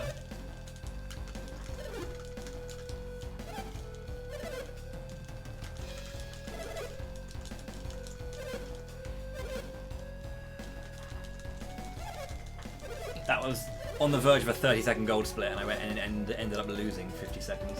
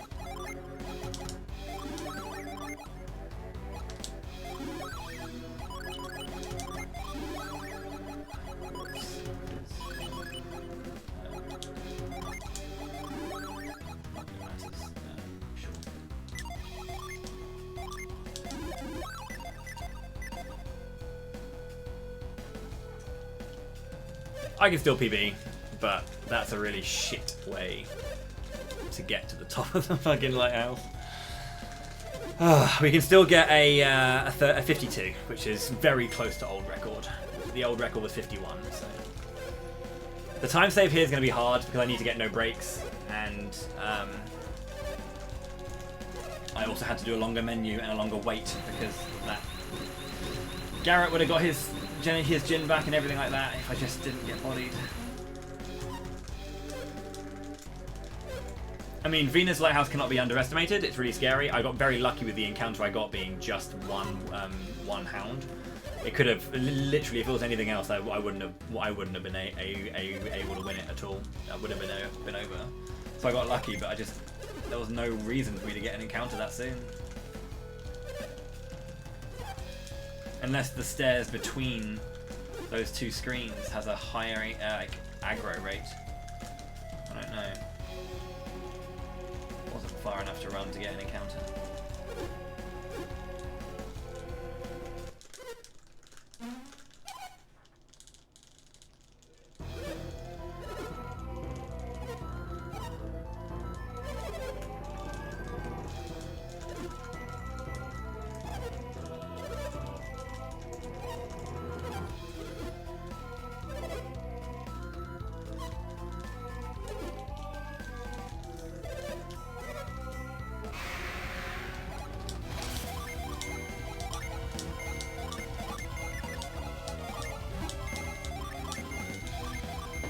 Is in session.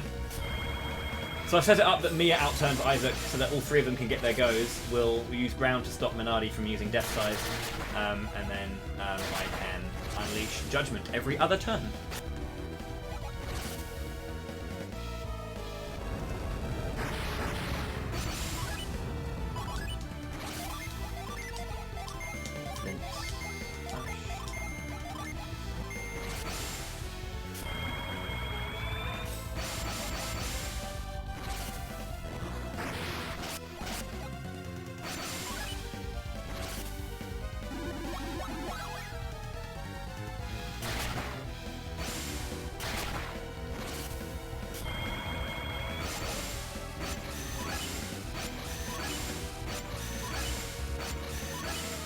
Again, everything's back, so we can do that.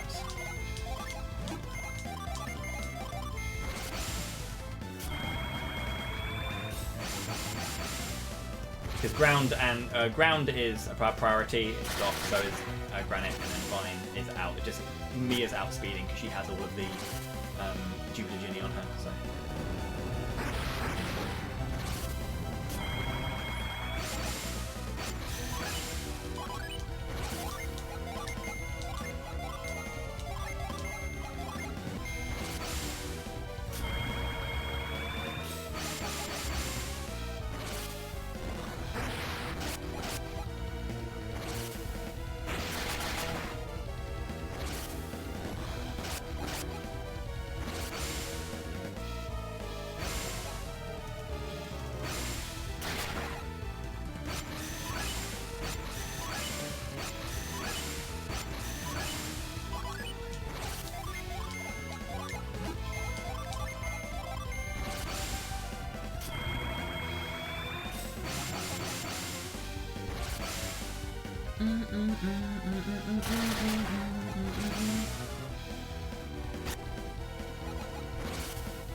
So that's 3 judgments, all focused on Minardi. The last one's going to be focused onto Satoros and kill them both. That said, I just got broken, so no, I have to focus Minardi again.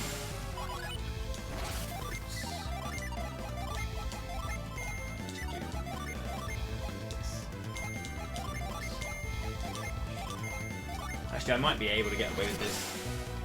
Yeah, I think if he heals, I'll be in trouble. But I think I can focus Minardi here. Focus Satoros like normal because I've done enough damage.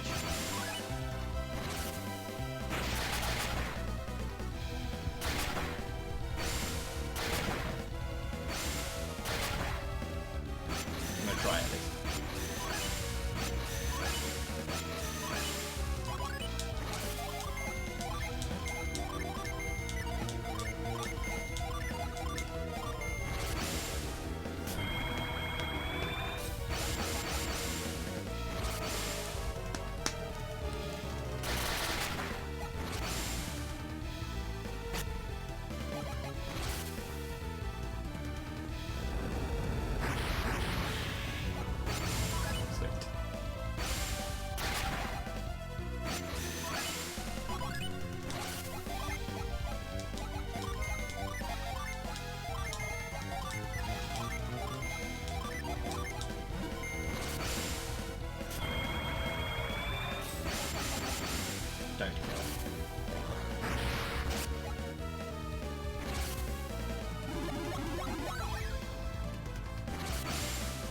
Yeah, that would have ended the fight then. I had to do 2 extra turns because of that. So. Bit of a shame.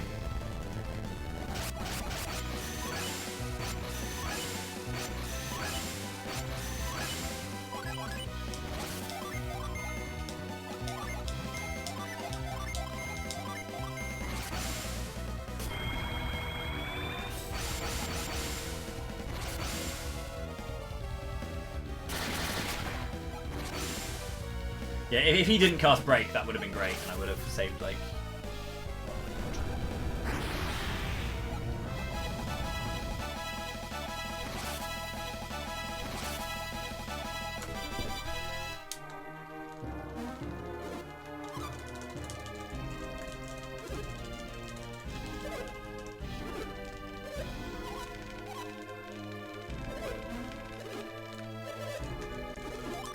yeah.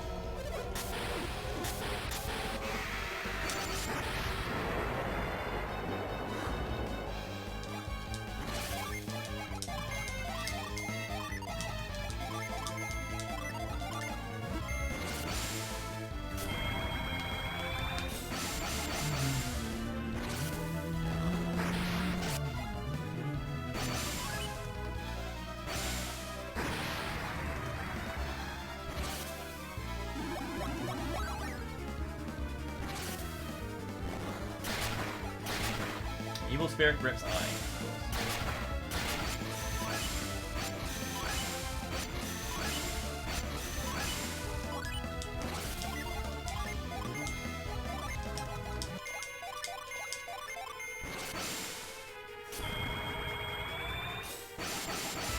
If that ghost procs, I cannot do the scraps anymore because I've used all of my Water of Lives because of that kill and death.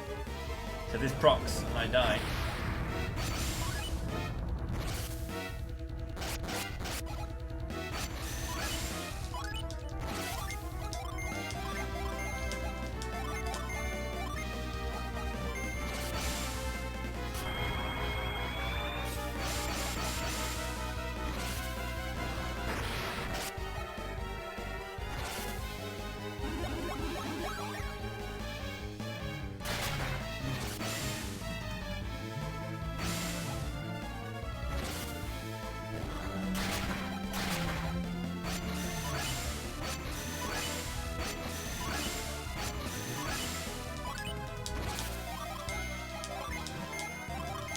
This is only a little bit scary. Only a little bit scary. I'll find a way through it if it doesn't go.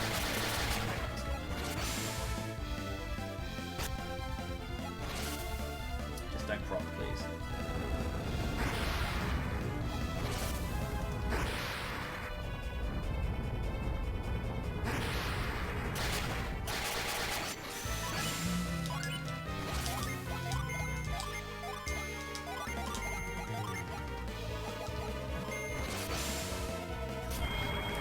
We only need to do 4 judgments, so one more, and then we're on to Boreas' turn.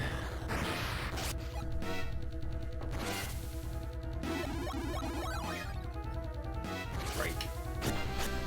Okay.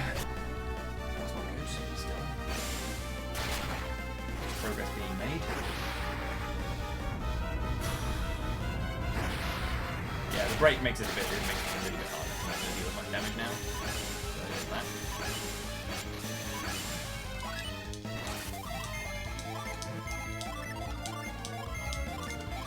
We've done 3,000 damage.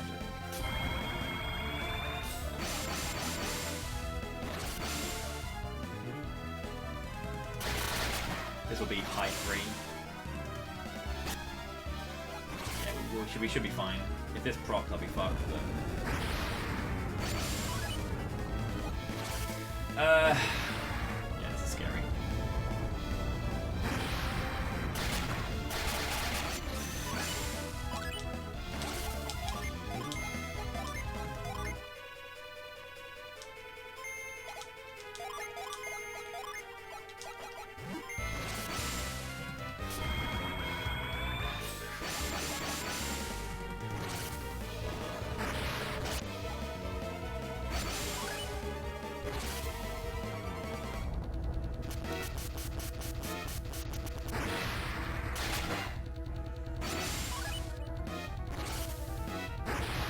Just don't focus on Isaac. He gets a bone there.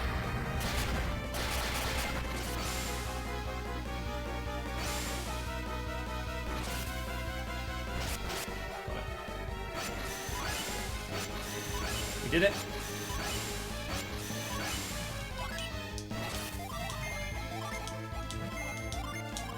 That was fucking risky though. Should have healed with 20 HP on a flash turn. That's not smart. But I had no other way to go.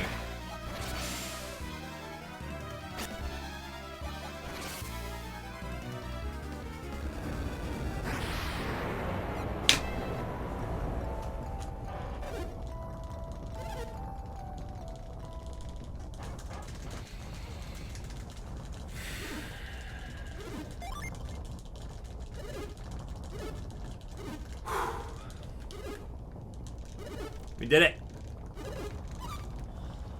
Pushing, pushing, pushing.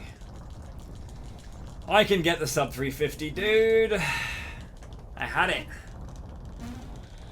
That's a good ass run.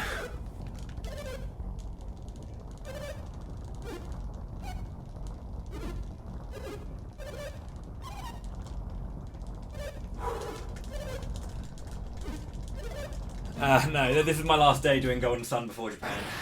Tomorrow is going to be Final Fantasy Adventure. I guess if I can't be asked to do FFA after 4 hours of doing FFA, I can always have one more attempt. But, yeah. I got a PB, so that's good. That's good. That entering Venus is going to be really hard to beat because I didn't get an encounter from Lalavero to Lalavero. I got one encounter. No. I got the two in Babai's. But I didn't get any encounters in the tunnel ruins, which are very... I lost a minute and a half in the Venus Eerie climb. I was about to jump down and get a 30-second gold split, and then I got an encounter 2 steps before the jump, and I didn't set my Jin because I didn't think I'd get a fight because it was a really early encounter.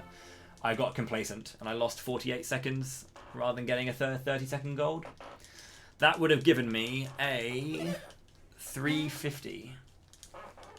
My goal is sub 350. That's my goal. Yeah. That is, however, a bloody good run. That's a 352, a mid 352. So that's really good.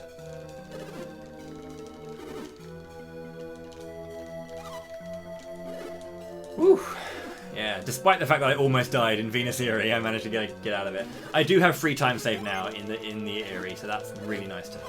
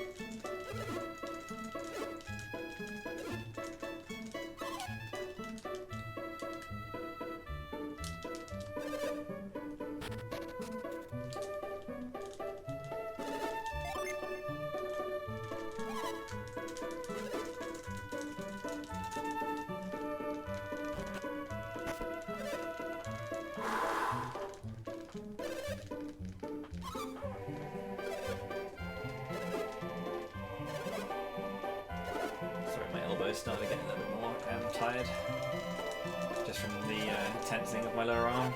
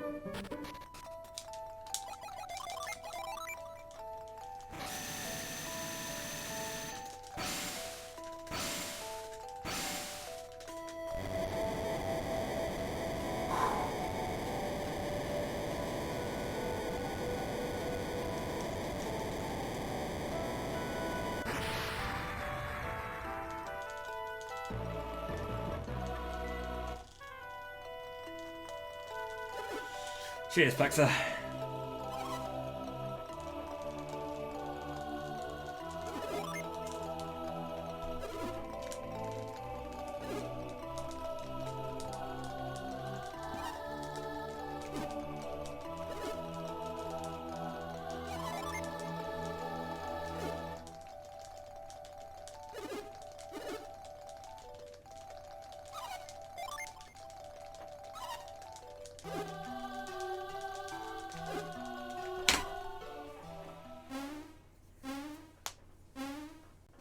Hell yeah, dude. Sick.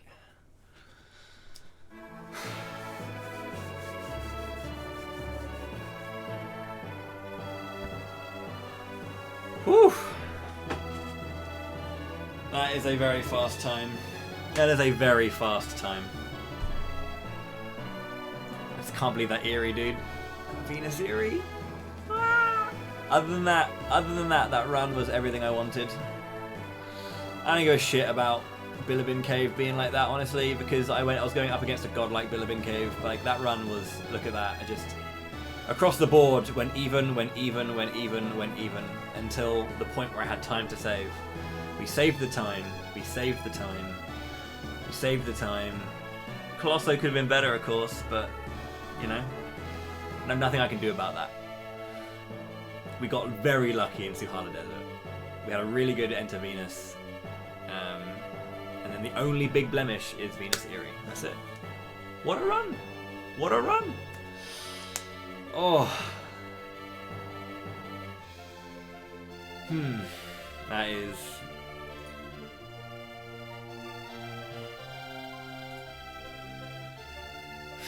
pretty good, right?